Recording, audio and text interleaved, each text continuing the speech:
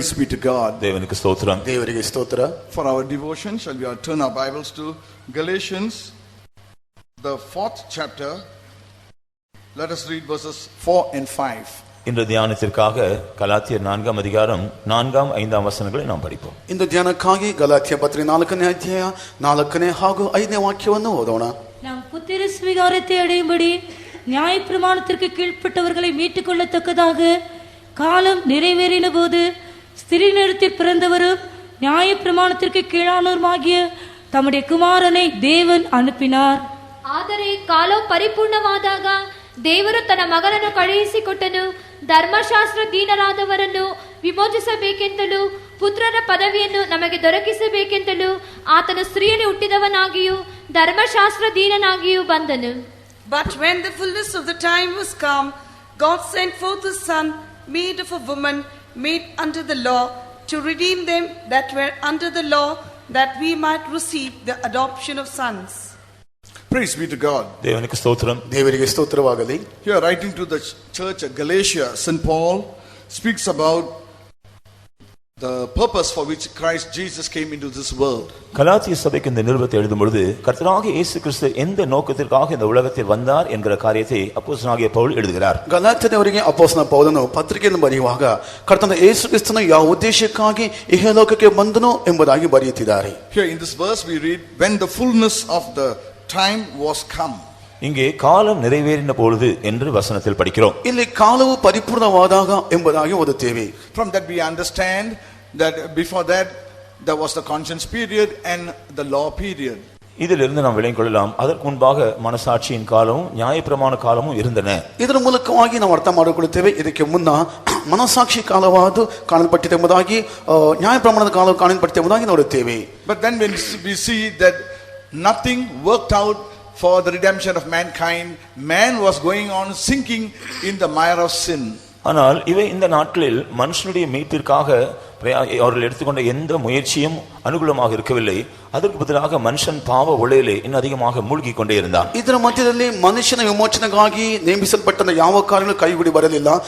ಅದಕ್ಕೆ ಎಂತ ಮಿಗಿಲಾಗಿ ಮನುಷ್ಯನು ಪಾಪದಲ್ಲೇ ಜೀವಿಸುತ್ತಾ ಬರುತ್ತಿದ್ದನು. There was no hope for man, and that is the reason why we find that when all avenues were exhausted, that the Lord Jesus had finally had to come into this world.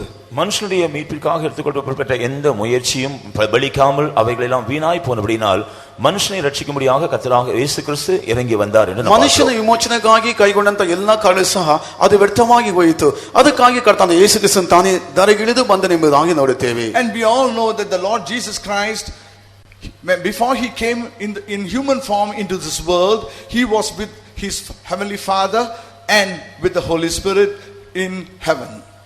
கர்த்தராகிய இயேசு கிறிஸ்து மனுஷ ரூபத்தில் இந்த மனுஷன் பூமியிலே இறங்கி வருவதற்கு முன்பாக பரலோகத்திலே பிதாவாகிய தேவனோடும் பரிசுத்த ஆவியானவரோடும் கூட இயேசு கிறிஸ்து இருந்தார் என்று நாம் அறிவோம். ಕರ್ತನಾದ ಯೇಸು ಕ್ರಿಸ್ತನು ಮನುಷ್ಯ ರೂಪನಾಗಿ ಧರೆಗಿಳಿದು ಬರುವುದಕ್ಕೆ ಮುನ್ನ ಪರಲೋಕ ರಾಜ್ಯದಲ್ಲಿ ತಂದೆಯೊಂದಿಗೂ ಸಹ ಪವಿತ್ರಾತ್ಮನೊಂದಿಗೆ ಕಾಣಲ್ಪಟ್ಟಿದೆ ಎಂಬುದಾಗಿ ನಾವು ನೋಡುತ್ತೇವೆ. Even before heaven and earth existed, the Father, the Son and the Holy Spirit were existing even before all these, and they were in Zion. வானமும் பூமியும் காணப்படுவதற்கு முன்பாகவே பிதா குமாரன் பரிசுத்த ஆவியாகிய அவர்கள் காணப்பட்டார்கள். அவர்கள் சீயோனில் வாசமாயிருந்தார்கள். ಆಕಾಶ ಭೂಮಿ ಉಂಟು ಮಾಡೋದಕ್ಕೆ ಮುಂಚಿತವಾಗಿ ತಂದೆ ಅಂತ ದೇವರು ಪವಿತ್ರ ಆತ್ಮನು ಕರ್ತನಾದ ಯೇಸು ಕ್ರಿಸ್ತನು ಸಹ ಚೀಯೋನಲ್ಲಿ ಕಾಣಲ್ಪಟ್ಟಿರುವುದಾಗಿ ನಾವು ನೋಡುತ್ತೇವೆ. And we know that Jesus is God and he is the second person in the Holy Trinity. கர்த்தராகிய இயேசு கிறிஸ்து தேவன் என்றும் அவர் பரிசுத்த திருத்துவத்தில் இரண்டாவது நபர் என்று அறிவோம். ಕರ್ತನಾದ ಯೇಸು ಕ್ರಿಸ್ತನು ದೇವರು ಎಂಬುದಾಗಿ ತ್ರಿಯೇಕ ದೇವರಲ್ಲಿ ಆತ ಮೂರನೇ ವ್ಯಕ್ತಿ ಎಂಬುದಾಗಿ ನಾವು ತಿಳಿದುಕೊಂಡಿದ್ದೇವೆ. And we know that in the book of Proverbs, the 8th chapter, in verse 30 we read that he was the delight of his father, rejoicing before him.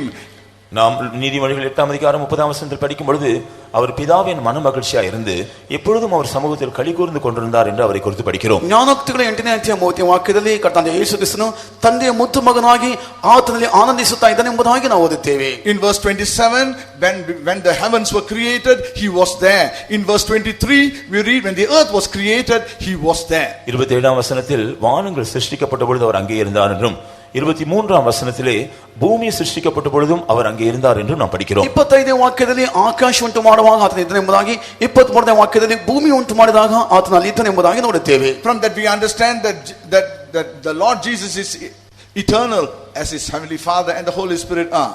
இதிலிருந்து பிதாவாகிய தேவனும் பரிசுத்த ஆவியானவரும் எப்படி நித்தியமாக இருக்கிறார்களோ அதே போல கர்த்தராகிய இயேசு கிறிஸ்து நித்தியமானவர் என்று நாம் விளங்கிக் கொள்ளலாம். ಇದೇ ರೀತಿಯಾಗಿ ತಂದೆಯಿಂದ ದೇವರು ಪವಿತ್ರಾತ್ಮ ಯಾವ ರೀತಿಯಾಗಿ ನಿತ್ಯನೋ ಅದೇ ರೀತಿಯಾಗಿ ಕರ್ತನಾದ ಯೇಸು ಕ್ರಿಸ್ತ ಸಹ ನಿತ್ಯನೋ ಎಂಬುದಾಗಿ ನಾವು ಅರ್ಥ ಮಾಡಿಕೊಳ್ಳಬಹುದು. When man was created, he was created in the very image of God. மனுஷன் சிருஷ்டிக்கப்பட்ட பொழுது அவன் தேவனுடைய அதே சாயலில் சிருஷ்டிக்கப்பட்டான். ಮನುಷ್ಯನು ಉಂಟು ಮಾಡಲ್ಪಟ್ಟಂತ ಸಮಯದಲ್ಲಿ ದೇವರ ಅದೇ ರೂಪಕ್ಕನುಸಾರವಾಗಿ ಉಂಟು ಮಾಡಲ್ಪಟ್ಟನು. And we see that the triune God said, let us make man in our likeness and image. திரியேக தேவன் சொன்னதை நாம் காண்கிறோம். நாம் மனுஷனை நம்முடைய சாயலின்படி நம்முடைய ரூபத்தின்படி உண்டாக்குவோமாக. ತ್ರಿಯೇಕ ದೇವರು ಹೇಳಿದ್ದನ್ನು ನಾವು ನೋಡುತ್ತೇವೆ. ಮನುಷ್ಯನನ್ನು ನಮ್ಮ ಸ್ವರೂಪಕ್ಕನುಸಾರವಾಗಿ ಹೋಲಿಕೆಗನುಸಾರವಾಗಿ ಉಂಟು ಮಾಡೋಣ ಎಂಬುದಾಗಿ. Unlike all other species of animals and all other creatures that God created, that we see that man is unique because man is a masterpiece that was created in the very image of God. இந்த உலகத்திலே தேவனால் சிருஷ்டிக்கப்பட்டதான மற்ற எல்லா ஜீவராசிகளை பார்க்கிலும் மனுஷன் மிகவும் ஒப்பற்றவனாய் காணப்பட்டான். காரணம் மனுஷன் தேவனுடைய அதே சாயலின்படி ரூபத்தின்படி சிருஷ்டிக்கப்பட்டிருந்தான். ಇಹಲೋಕದಲ್ಲಿ ಉಂಟು ಮಾಡಲ್ಪಟ್ಟಂತ ಎಲ್ಲ ಮೃಗಗಳಿಗಿಂತ ಜೀವರಾಶಿಗಿಂತ ಮನುಷ್ಯನ ವಿಶೇಷವಾಗಿ ಉಂಟು ಮಾಡಲ್ಪಟ್ಟಂತ ಒಬ್ಬ ವ್ಯಕ್ತಿಯಾಗಿ ಕಾಣಬರುತ್ತಾನೆ. God created man as a tripartite being and he has got a soul and a spirit in his body. தேவன் மனுஷனை கூட திருத்துவமாக உள்ளவனாக சிருஷ்டித்தார். ஆனபடினால்தான் அவனுக்குள் ஆவி, ஆத்மா, சரீரம் ஆகிய மூன்றும் காணப்படுகிறது. ಮನುಷ್ಯನನ್ನು ಸಹ ತ್ರಿಯೇಕನಾಗಿ ಉಂಟು ಮಾಡಿದನು. ಅದಕ್ಕಾಗಿ ಮನುಷ್ಯನಲ್ಲಿ ಪ್ರಾಣ, ಆತ್ಮ, ದೇಹವಾದ ಕಾಣಬರುತ್ತದೆ. This soul and spirit cannot be divided. They are like Siamese twins and they are embedded in this body. And when the time comes, he leaves this body behind. இந்த ஆத்மாவும் ஆவியும் ஒன்றோடொன்று பிரிக்கப்பட முடியாது. இரட்டை குழந்தைகளை போன்றது, பிரிக்க முடியாது. ஆனால் ஒரு சந்தர்ப்பம் வரும் பொழுது ಮನುಷ್ಯನ ಶರೀರத்தை விட்டு ಇವೆಗಳು பிரிந்து போகிறது. ಪ್ರಾಣಾತ್ಮ ನೋಡುವಂತ ಸಮಯದಲ್ಲಿ ವಿಭಾಗಿಸಲಿಕ್ಕೆ ಸಾಧ್ಯವಿಲ್ಲ. ಅದೊಂದು ಸಂದರ್ಭ ಬರುವಂತ ಸಮಯದಲ್ಲಿ ದೇಹವನ್ನು ಬಿಟ್ಟು ಈ ಒಂದು ಪ್ರಾಣಾತ್ಮವಾದ ವಿಭಜಿಸಿ ಹೋಗುತ್ತದೆ. When God created Adam, he never thought that he would sin, but God made an avenue of escape in case down along the human line, if there was to be a fall, man could be evacuated, man could be delivered. மனுஷன் பாவம் செய்வான். ஆதாம் சிருஷ்டிக்கப்பட்ட பொழுது மனுஷன் பாவம் செய்வான் என்று தேவன் நினைக்கவில்லை. ஆனால் ஒருவேளை மனுஷனுடைய ஜீவிதத்தில் தவறி அப்படிப்பட்ட ஒரு காரியம் சம்பவித்தாலும் அவன் தப்பு வைக்கப்பட வேண்டும், மீட்கப்பட வேண்டும் என்ப நோக்கத்தோடு தேவன் அதற்கேற்ற காரியங்களை சிருஷ்டித்து வைத்திருந்தார். ಆದಾಮನ ಉಂಟು ಮಾಡುವಂತ ಸಮಯದಲ್ಲಿ ಅವನು ಪಾಪ ಮಾಡುತ್ತಾನೆ, ಬಿದ್ದು ಹೋಗುತ್ತೇವೆಂಬುದಾಗಿ ಕರ್ತನು ಎಣಿಸಲಿಲ್ಲ. ಆದರೆ ಅವನು ಬಿದ್ದು ಹೋದರೂ ಸಹ ಅವನಿಗಾಗಿ ಏನು ಮಾಡಬೇಕು, ಪರಿಹಾರ ಹೇಗೆ ಕಂಡುಹಿಡಿಯಬೇಕೆಂಬಂತ ಒಂದು ಪರಿಹಾರ ಸಹ ಆತನು ಉಂಟು ಮಾಡಿದರು. And we see that when Adam sinned, the Lord even though the Lord had to punish him by driving him out of the Garden of Eden, but then we see that the Lord was there to salvage man out of this state. மனுஷன் ஆதாம் பாவம் செய்த பொழுது ஒரு விதத்தில் தேவன் அவனை தண்டித்து அவனை துரத்தி விட்டாலும் கூட இன்னொரு பக்கத்திலே அவனை தப்பு வைக்க முடியாது, அவனை மீட்க முடியாத ஒரு அதற்கேற்ற ஒரு பரிகாரத்தையும் செய்ததை பார்க்கிறோம். ಆದಾಮನು ಪಾಪ ಮಾಡಿದ ಸಮಯದಲ್ಲಿ ಅವನು ಶಿಕ್ಷಿಸಿದರೂ ಸಹ ಅವನನ್ನು ವಿಮೋಚಿಸದಕ್ಕಾಗಿ ಅವನಿಗಾಗಿ ಒಂದು ಬೇಕಾದ ಒಂದು ಪರಿಹಾರ ಸಹ ಉಂಟು ಮಾಡಿದ ಹಾಗೆ ನಾವು ಸತ್ಯವೇದದಲ್ಲಿ ನೋಡುತ್ತೇವೆ. Even though Adam lived for more than 900 years, but we see that there was a spiritual death in him, that we see that he was separated from God in his soul. மனுஷன் ஆதாம் ஆனது அதன் பின்பு ஏறக்குறைய 900 வருஷங்களுக்கு மேலாக ஜீவித்தாலும் அவனுக்குள்ள ஒரு ஆவிக்குரிய மரணம் சம்பவித்து அதன் மூலமாக அவனுடைய ஆத்மாவில் தேவனை விட்டு பிரிக்கப்பட்டவனாய் இருந்தான். ಆದಾಮನು ಸುಮಾರು 900 ವರ್ಷಗಳಿಂದ ಹೆಚ್ಚಾಗಿ ಜೀವಿಸಿದರೂ ಸಹ ಅದಕ್ಕೆ ಮುನ್ನವೇ ದೇವರಿಂದ ತನ್ನ ಆತ್ಮವಾದ ವಿಭಜಿಸಲ್ಪಟ್ಟ ರೀತಿಯಲ್ಲಿ ಅವನು ಕಾಣಲ್ಪಟ್ಟನು. Sin is the cause of the separation between God and man. தேவனுக்கும் மனுஷனுக்கும் இடையே ஒரு பிரிவினை உண்டாவதற்கு பாவமே காரணமாய் இருந்தது. ಪಾಪವಾದ ಮನುಷ್ಯನಿಗೂ ದೇವರಿಗೂ ನಡುವೆ ವಿಭಜಿಸಲ್ಪಡುವುದಕ್ಕೆ ಒಂದು ಕಾರಣವಾಗಿ ಕಾಣಬರುತ್ತದೆ. The word of God tells us in John 3:16, the wages of sin is death. வேத வசனம் யோவான் சுவிசேஷம், that is God so loved the man that he gave his only begotten son, that whosoever believeth on him should not perish but have everlasting life. யோவான் சுவிசேஷம் 3 அதிகாரம் 16 வசனத்தில் வேதம் சொல்கிறது என்னவென்றால், தேவன் தம்முடைய ஒரே பேரான குமாரனை விசுவாசிக்கிறவன் எவனோ அவன் கெட்டு போகாமல் நித்திய ஜீவன் அடையும்படிக்கு அவரை தந்தருளி இவ்வளவாய் உலகத்தில் அன்பு கூர்ந்தார் என்று நாம் படிக்கிறோம். ಯೋಹಾನ ಬರೆದ ಸುವಾರ್ತೆ 3ನೇ ಅಧ್ಯಾಯ 16ನೇ ವಾಕ್ಯದಲ್ಲಿ ದೇವರು ಲೋಕದ ಮೇಲೆ ಎಷ್ಟೋ ಪ್ರೀತಿನಿಟ್ಟು ತನ್ನ ಒಬ್ಬನೇ ಮಗನನ್ನು ಕೊಟ್ಟನು, ಆತ ನಮ್ಮ ಒಬ್ಬನರ ನಾಶವಾಗದೆ ಎಲ್ಲರ ನಿತ್ಯ ಜೀವನ ಪಡೆಯಬೇಕೆಂದು ಆತನು ಕೊಟ್ಟನು ಎಂಬುದಾಗಿ ನೋಡುತ್ತೇವೆ. The word of God tells us so clearly that the wages of sin is death. தேவனுடைய வசனம் மற்றும் தெளிவாக சொல்கிற விஷயம் என்னவென்றால் பாவத்தின் சம்பளம் But the மரணம். gift of ದೇವರ God, ವಾಕ್ಯವಾದ ಸ್ಪಷ್ಟವಾಗಿ ಹೇಳುತ್ತದೆ ಪಾಪದ ಸಂಬಳವಾದ ಮರಣ ಎಂಬುದಾಗಿ. but the gift of God is eternal life through Jesus Christ our Lord. ஆனால் தேவனுடைய கிருபை வரமோ நம்முடைய கர்த்தராகிய இயேசு கிறிஸ்துவினால் உண்டான நித்திய ஜீவன். ಅರೆ ದೇವರ ಕೃಪಾವರವಾದ ನಮ್ಮ ಕರ್ತನಾದ ಯೇಸು ಕ್ರಿಸ್ತನ ಮೂಲಕ ಉಂಟಾಗುವಂತ ನಿತ್ಯ ಜೀವವಾಗಿ ಕಾಣಲ್ಪಡುತ್ತದೆ. In verse 17 we read, for God sent not his son into the world to condemn the world, but that the world through him might be saved. 17ஆம் வசனத்தை நாம் படிக்கும் பொழுது தேவன் தம்முடைய குமாரனை உலகத்தை ஆக்கினைக்குள்ளாக தீர்க்கும்படியாக அல்ல, உலகத்தை ரட்சிப்பதற்காகவே அனுப்பினார். 17ನೇ ವಾಕ್ಯದಲ್ಲಿ ದೇವರು ತನ್ನ ಮಗನ ಮುಖಾಂತರ ಲೋಕಕ್ಕೆ ರಕ್ಷಣೆಯಾಗಬೇಕೆಂದು ಆತನು ಕಳಿಸಿಕೊಟ್ಟನೆ ಹೊರತು ತೀರ್ಪು ಮಾಡುವುದಕ್ಕಾಗಿ ಕಳುಹಿಸಲಿಲ್ಲ. The word world means cosmos, or in other words it means mankind. உலகம் என்ற அந்த வார்த்தைக்கு மூல பாஷையில காஸ்மாஸ் என்று சொல்லப்பட்டிருக்கு. அது மனுக்குலத்தை தான் காண்பிக்கிறது. ಲೋಕ ಎಂಬುದಕ್ಕೆ ಮೂಲ ಭಾಷೆಯಲ್ಲಿ ಕಾಸ್ಮೋಸ್ ಎಂದು ಹೇಳಲ್ಪಡುತ್ತದೆ. ಅದು ಮಾನವ ಕುಲಕ್ಕೆ ಹೋಲಿಕೆಯಾಗಿದೆ. From that we understand God, the Lord Jesus did not come to condemn mankind. அதிலிருந்து நாம் விளங்கிக் கொள்கிறோம், கர்த்தராகிய இயேசு கிறிஸ்து மனுஷனை ஆக்கினைக்குள்ளாக தீர்க்க வரவில்லை. ಅದರ ಮೂಲಕವಾಗಿ ಅರ್ಥ ಮಾಡಿಕೊಳ್ಳುತ್ತೇವೆ, ಕರ್ತನಾದ ಯೇಸು ಕ್ರಿಸ್ತನು ಲೋಕವನ್ನು ತೀರ್ಪು ಕೊಡೋದಕ್ಕಾಗಿ ಬರಲಿಲ್ಲ ಎಂಬುದಾಗಿ. God the Father did not want to condemn mankind, and that's the reason why he sent his only begotten son.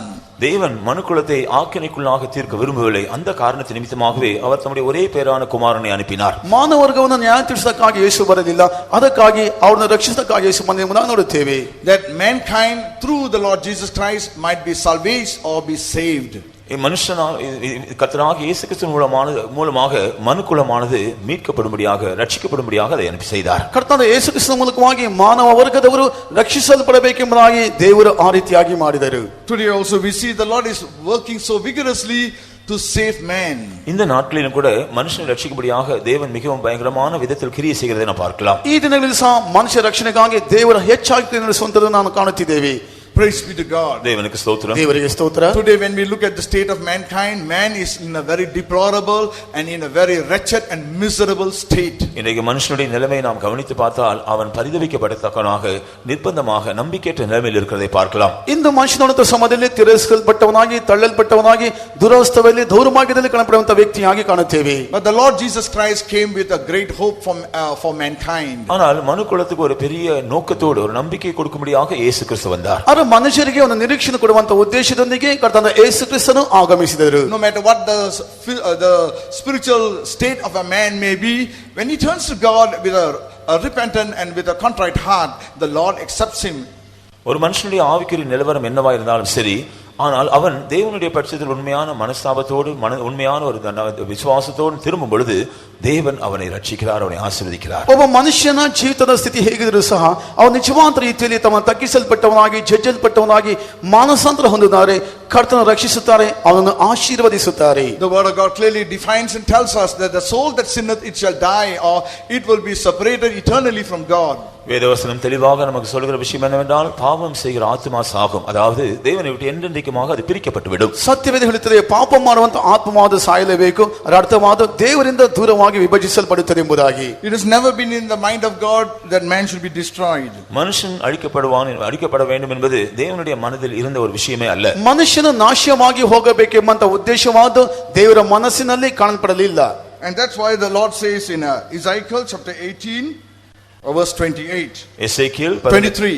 எசேக்கியேல் 18ஆம் அதிகாரம் 33ஆம் வசனத்திலே அது நிமித்தமாகவே தேவன் சொல்கிற காரியத்தை பார்க்கலாம். ಯೆರೆಮೀಯನ 18ನೇ ಅಧ್ಯಾಯ 32ನೇ ವಾಕ್ಯದಲ್ಲಿ ಅದನ್ನು ಕುರಿತಾಗಿ ನಾವು ಈ ರೀತಿಯಾಗಿ ಓದುತ್ತೇವೆ.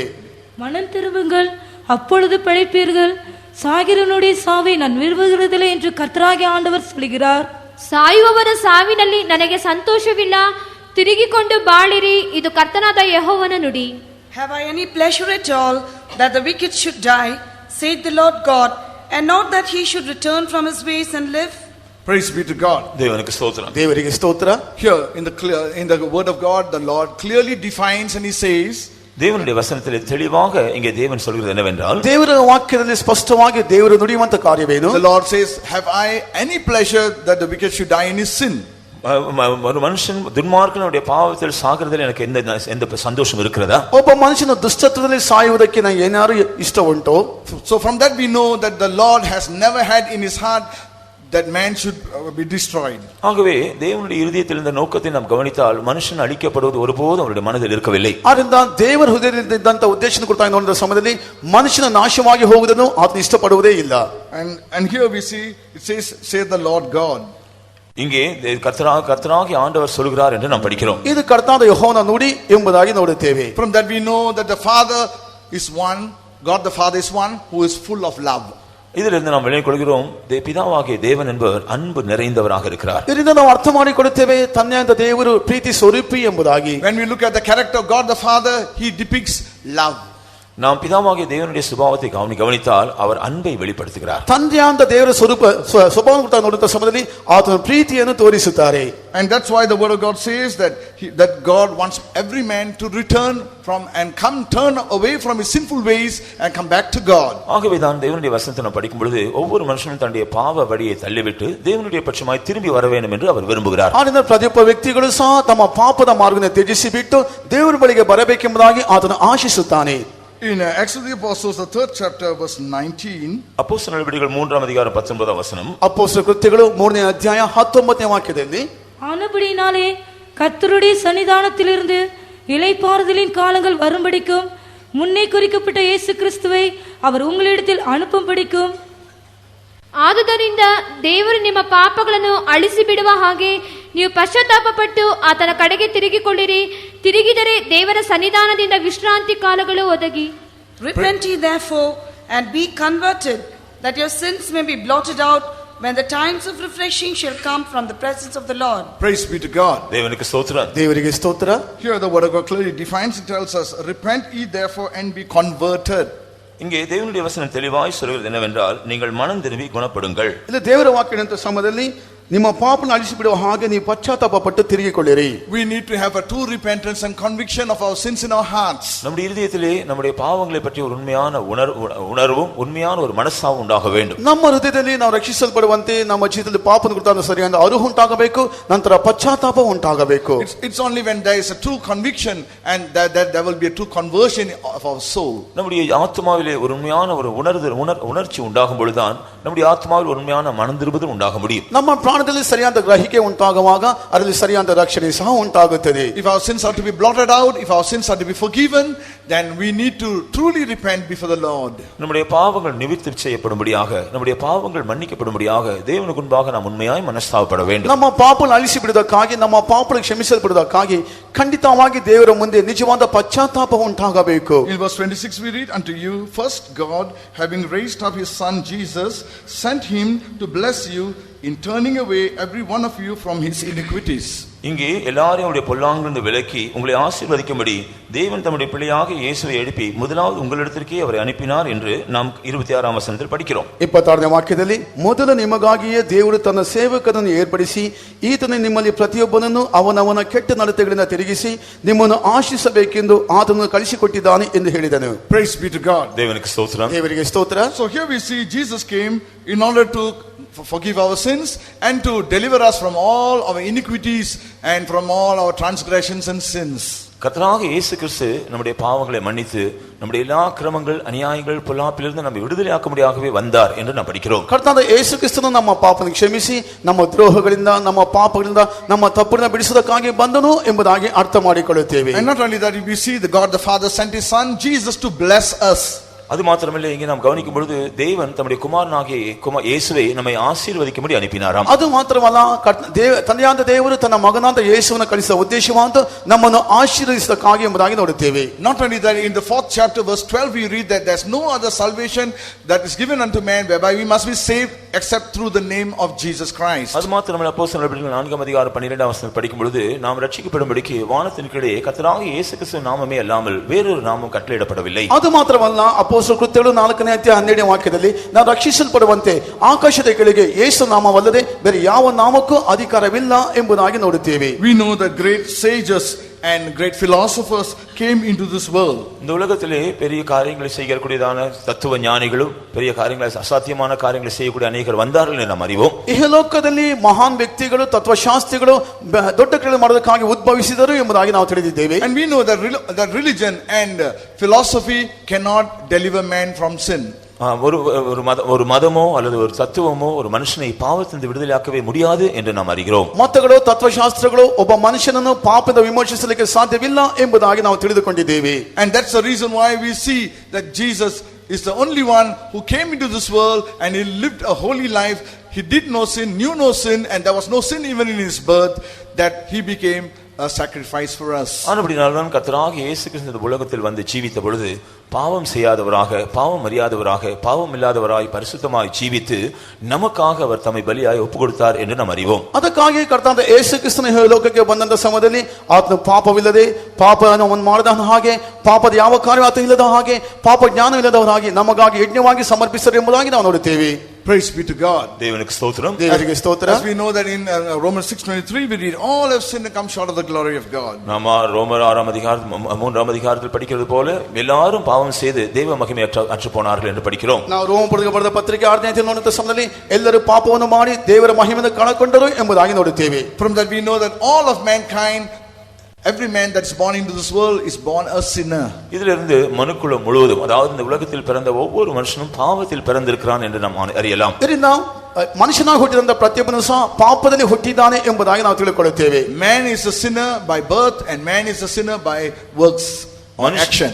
மனுஷன் தன் பிறப்பிலே ஒரு பாவியாக இருக்கிறான், அதன் பின்னும் கிரியைகள் நிமித்தமாகவும் பாவியாக இருக்கிறான். ಮನುಷ್ಯನು ಹುಟ್ಟುವಾಗಲೇ ಪಾಪಿಯಾಗಿದ್ದಾನೆ, ಅದು ಮಾತ್ರವಲ್ಲ ತಮ್ಮ ಕ್ರಿಯೆಗಳಲ್ಲಿ ಸಹ ಒಬ್ಬ ಪಾಪಿಯಾಗಿ ಕಾಣಬಿಡುತ್ತಾನೆ.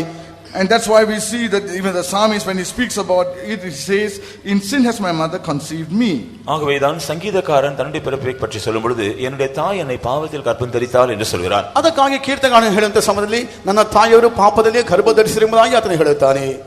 If you turn to Psalms 51, read verse 5.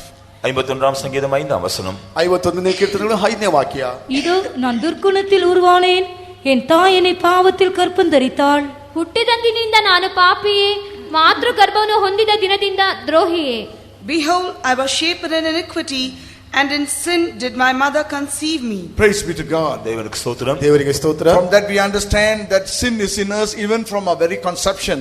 ஆகவே நாம் விளங்கிக் கொள்கிறோம், ஆரம்பத்திலிருந்தே நமக்குள் பாவம் இருக்கிறது. ಅದರಿಂದ ಅರ್ಥ ಮಾಡಿಕೊಳ್ಳುತ್ತೇವೆ, ಪ್ರಾರಂಭದಿಂದಲೇ ಪಾಪವಾದ ನಮ್ಮಲ್ಲಿ ಕಾಣಬರುತ್ತದೆ ಎಂಬುದಾಗಿ. And as a child begins to grow, the sins within the child outgrows the child. ஒரு குழந்தை வளர வளர அந்த குழந்தைக்குள் இருக்கிறதான பாவம் கூட சேர்ந்து வளர்கிறது. ಒಂದು ಶಿಶುವಾದ ಬೆಳೆಯುತ್ತಿರುವಂತ ಸಮಯದಲ್ಲಿ ಅದರಲ್ಲಿ ಇರುವಂತ ಪಾಪವು ಸಹ ಅದು ಸೇರಿ ಬೆಳೆಸಲ್ಪಡುತ್ತದೆ. And because that nature of sin is already there. காரணம் என்னவென்றால் பாவ சுபாவம் ஏற்கனவே அங்கே உள்ளே இருக்கிறது. ಏಕೆಂದರೆ ಪಾಪದ ಸ್ವಭಾವವು ಈಗಾಗಲೇ ಆ ಒಂದು ಮಗುವಿನಲ್ಲಿ ಕಾಣಬರುತ್ತಿದೆ. The character of sin is already there. பாவ சுபாவமானது உள்ளே இருக்கிறது. ಪಾಪದ ಗುಣಗಳು ಈಗಲೇ ಆತನಲ್ಲಿ ಕಾಣಬರುತ್ತದೆ. And it is only a matter of time before the works of sin are declared by the child. அதன் பின்பு சந்தர்ப்பங்கள் வரும்பொழுது அந்த பாவ கிரியைகள் அந்த குழந்தையின் மூலமாய் வெளிப்படுத்தப்படுகிறது. ಸಂದರ್ಭವಂತ ಸಮಯದಲ್ಲಿ ಅವ ಪಾಪದ ಕೃತ್ಯಗಳು ಅಮ್ಮ ಮಗುವಿನ ಮೂಲಕವಾಗಿ ಹೊರಗೆ ಬರುತ್ತವೆ. In Romans the 8th chapter, please read verse 3. ரோமர் 8ஆம் அதிகாரம் 3ஆம் வசனத்தை நாம் படிப்போம். ರೋಮಾಪುರದ 8ನೇ ಅಧ್ಯಾಯ 3ನೇ ವಾಕ್ಯವನ್ನು ನಾವು ಓದೋಣ. இருந்த நியாயப்பிரமாணம் செய்யக்கூடாததை தேவனை செய்யும்படிக்கு தம்முடைய குமாரனை பாவ மாம்சத்தின் சாயலாகவும் பாவத்தை போக்கும் பலியாகவும் அனுப்பி மாம்சத்திலே பாவத்தை ಆಕನಿಕುಳ್ಳಾಗ ತೀರ್ತಾರ್. ಧರ್ಮಶಾಸ್ತ್ರವು ನಮ್ಮ ಶರೀರದೀನ ಸ್ವಭಾವದ ನಿಮಿತ್ತ ನಿರ್ಬಲವಾಗಿ ಯಾವ ಕೆಲಸವನ್ನು ಮಾಡಲಾರದೆ ಇತ್ತೋ ಅದನ್ನು ದೇವರೇ ಮಾಡಿದನು. ಏನೆಂದರೆ ಆತನ ಪಾಪ ನಿವಾರಣೆಗಾಗಿ ತನ್ನ ಮಗನನ್ನು ಪಾಪದೀನವಾದ ನರಭಾವದ ರೂಪದಲ್ಲಿ ಕಳುಹಿಸಿಕೊಟ್ಟು ನರಭಾವದಲ್ಲಿಯೇ ಪಾಪಕ್ಕೆ ಮರಣದಂಡನೆಯನ್ನು ವಿಧಿಸಿದನು. For what the law could not do, in that it was weak through flesh, God sending his own Son in the likeness of sinful flesh, and for sin condemned sin in the flesh. Praise be to God. தேவனுக்கு ஸ்தோத்திரம். ದೇವರಿಗೆ ಸ್ತೋತ್ರ. Here we see God the Father sent his own Son in the likeness of sinful flesh, and for sin condemned sin in the flesh. இங்கே தேவன் தம்முடைய குமாரனை பாவ மாம்சத்தின் சாயலாகவும் பாவத்தை போக்கும் பலியாகவும் அனுப்பினார் என்று படிக்கிறோம். ಇಲ್ಲಿ ದೇವರು ತನ್ನ ಮಗನನ್ನು ಪಾಪ ನಿವಾರಣೆಗಾಗಿ ಅದನ್ನು ಕಳಿಸಿಕೊಟ್ಟನೆಂಬುದಾಗಿ ನಾವು ಓದುತ್ತೇವೆ. Praise be to God. தேவனுக்கு ஸ்தோத்திரம். ದೇವರಿಗೆ ಸ್ತೋತ್ರ. So the Lord Jesus Christ came in the form of human flesh. ஆகவே ஆண்டவராகிய இயேசு கிறிஸ்து மனுஷ சரீரத்திலே அவர் வந்தார். ಅದರಿಂದ ಕರ್ತನಾದ ಯೇಸು ಕ್ರಿಸ್ತನು ಮಾನವ ರೂಪವನ್ನು ತಾಳಿ ಬಂದರು. A sinner cannot save another sinner. ஒரு பாவி வேறொரு பாவியை ரட்சிக்க முடியாது. ಒಬ್ಬ ಪಾಪಿಯು ಇನ್ನೊಬ್ಬ ಪಾಪಿನ ರಕ್ಷಿಸಲಿಕ್ಕೆ ಸಾಧ್ಯವಿಲ್ಲ. A drowning man can never save another drowning man. மூழ்கி கொண்டிருக்கிற ஒரு மனுஷன் இன்னொரு மூழ்கி கொண்டிருக்கிற மனுஷனை அவன் தப்புவிக்க முடியாது. ಮುಳುಗಿಕೊಂಡಿರುವಂತ ಒಬ್ಬ ವ್ಯಕ್ತಿ ಇನ್ನೊಂದು ಮುಳುಗಿಕೊಂಡಿರುವಂತ ವ್ಯಕ್ತಿಯನ್ನು ಅದನ್ನು ರಕ್ಷಿಸಲಿಕ್ಕೆ ಸಾಧ್ಯವಿಲ್ಲ. While man was drowning in sin, the Lord Jesus threw a lifeline to him for him to catch hold of it and in order to save him. மனுஷன் பாவத்திலே மூழ்கி கொண்டிருந்த வேளையில் அவனுக்கு ஜீவனை உண்டாக்கும்படியாக கர்த்தராக இயேசு கிறிஸ்து வந்து அவன் அவரை பிடித்துக் கொண்டது மூலமாக அவனை ரட்சிக்கும்படியாகவே அவன் வந்தார். ಮನುಷ್ಯನು ಪಾಪನ ಮುಳುಗಿ ಹೋಗುತ್ತಿರುವ ಸಮಯದಲ್ಲಿ ಕರ್ತನಾದ ಯೇಸು ಕ್ರಿಸ್ತನ ರಕ್ಷಿಸುವುದಕ್ಕಾಗಿ ಬಂದಾಗ ಅವನು ದೇವರನ್ನು ಹಿಡಿದುಕೊಳ್ಳುವುದಾದರೆ ಅವನು ಹೊರಗೆ ಬರಲಿಕ್ಕೆ ಸಾಧ್ಯವಾಗುತ್ತದೆ. And because we have caught hold of that lifeline, that today we are saved by the grace of God. நாம் அந்த ஜீவனுக்கு ஏதுவானதான அந்த காரியத்தை நாம் பற்றி பிடித்துக் கொண்டபடினால் இன்றைக்கு தேவ கிருபையினால் நாம் ரட்சிக்கப்பட்டிருக்கிறோம். ಜೀವಕ್ಕೆ ತಕ್ಕಂತ ಕಾರ್ಯ ಹಿಡಿದುಕೊಂಡಿದ್ದರಿಂದ ಇಂದು ನಾವು ರಕ್ಷಿಸಲ್ಪಟ್ಟಿದ್ದೇವೆ. Praise be to God. தேவனுக்கு ஸ்தோத்திரம். ದೇವರಿಗೆ ಸ್ತೋತ್ರ. We who at one time had no hope, today we have received this lively hope through the Lord Jesus Christ. ஒரு காலத்திலே நம்பிக்கையற்றவர்களாக இருந்த நாம் இன்றைக்கு நம்முடைய கர்த்தராக இயேசு கிறிஸ்துவின் மூலமாக ஜீவனுள்ள நம்பிக்கையை பெற்றிருக்கிறோம். ಒಂದು ಕಾಲದಲ್ಲಿ ನಿರೀಕ್ಷೆಯಿಲ್ಲದೆ ಇದ್ದೆವು, ಈಗ ಕರ್ತನಾದ ಯೇಸು ಕ್ರಿಸ್ತನ ಮೂಲಕವಾಗಿ ಜೀವಕರವಾದ ನಿರೀಕ್ಷೆಯನ್ನು ಹೊಂದಿಕೊಂಡಿದ್ದೇವೆ. In verse 2 we read that we were under the law of sin and death. நாம் பாவம் மரணம் என்கிற பிரமாணத்தின் கீழ் இருந்தோம் என்று 2ஆம் வசனத்தில் படிக்கிறோம். 8ನೇ ವಾಕ್ಯದ ಸಮಯದಲ್ಲಿ ನಾವು ಪಾಪ ಮರಣ ಮತ್ತು ಧರ್ಮಶಾಸ್ತ್ರ ನಿಯಮದಲ್ಲಿ ಇದ್ದೇವೆ ಎಂಬುದಾಗಿ ನೋಡುತ್ತೇವೆ. And that's why in the 7th chapter also we read that there is another law that is warring in our members. ஆகவேதான் 7ஆம் அதிகாரத்திலே நாம் படிக்கும் பொழுது நம்முடைய அவயவங்கள் கிரியை செய்கிற வேறொரு பிரமாணத்தை காண்கிறோம் என்று நாம் படிக்கிறோம். அந்த 7ನೇ ವಾಕ್ಯದ ಸಮಯದಲ್ಲಿ ನಮ್ಮ ಅಂಗಾಂಗಗಳಲ್ಲಿ ನಡೆಸುವಂತ ಇನ್ನೊಂದು ಧರ್ಮಶಾಸ್ತ್ರ ಕುರಿತಾಗಿ ನೋಡುತ್ತೇವೆ. In 19 and 20 7th chapter he says, for the good that I do not, but the evil which I would not, that I do.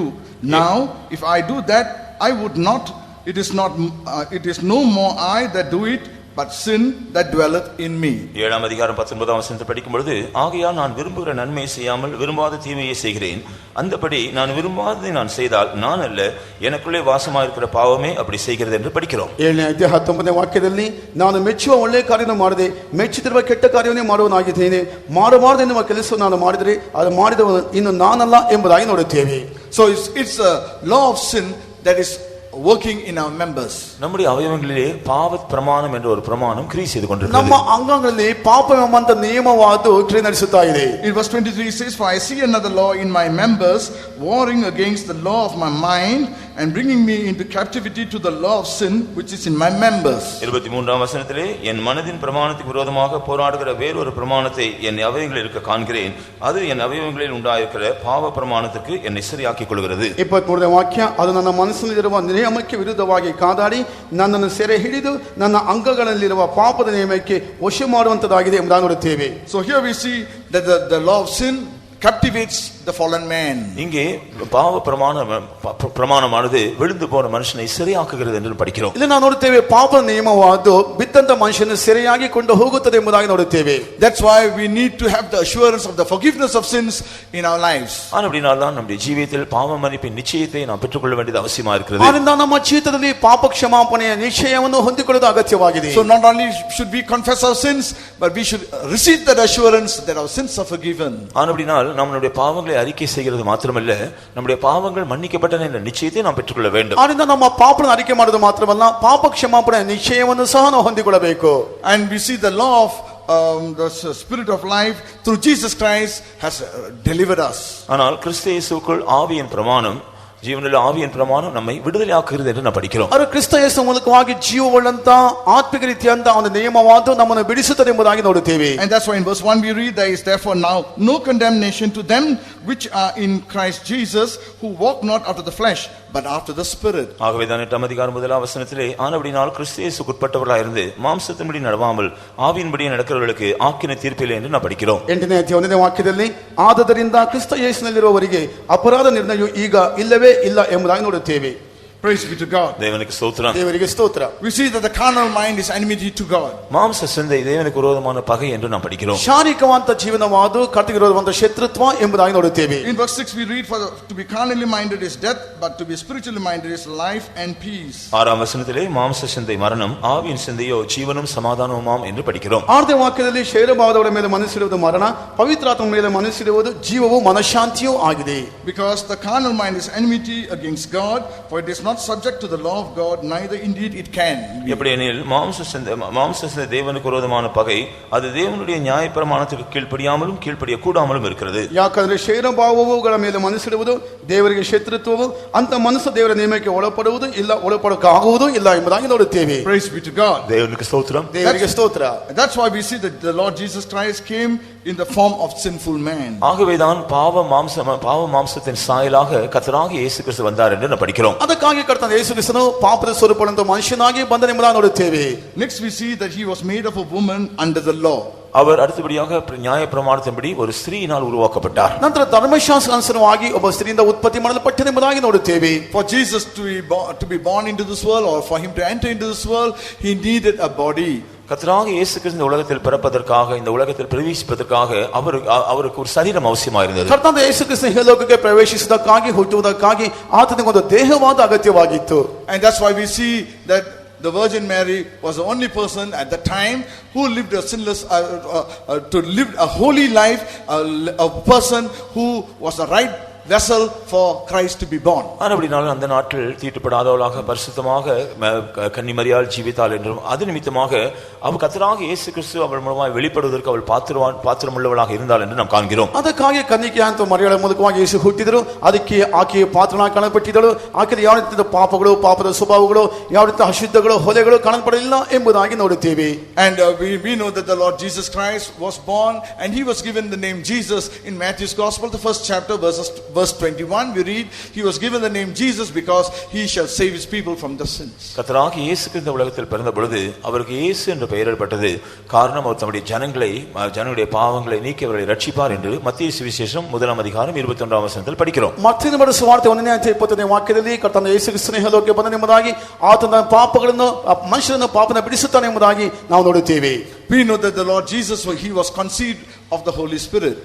கர்த்தராகிய இயேசு கிறிஸ்து பரிசுத்தாவியினாலே உருவாக்கப்பட்டார் என்று நாம் படிக்கிறோம். ಕರ್ತನಾದ ಯೇಸು ಕ್ರಿಸ್ತನ ಪವಿತ್ರಾತ್ಮನ ಮೂಲಕವಾಗಿ ರೂಪಿಸಲ್ಪಟ್ಟನೆಂಬುದಾಗಿ ನೋಡುತ್ತೇವೆ. And we see in verse 21, and she shall bring forth a son, and thou shalt call his name Jesus, for he shall save his people from their sins. மத்தேயு சுவிசேஷம் 1:21 நாம் படிக்கும் பொழுது,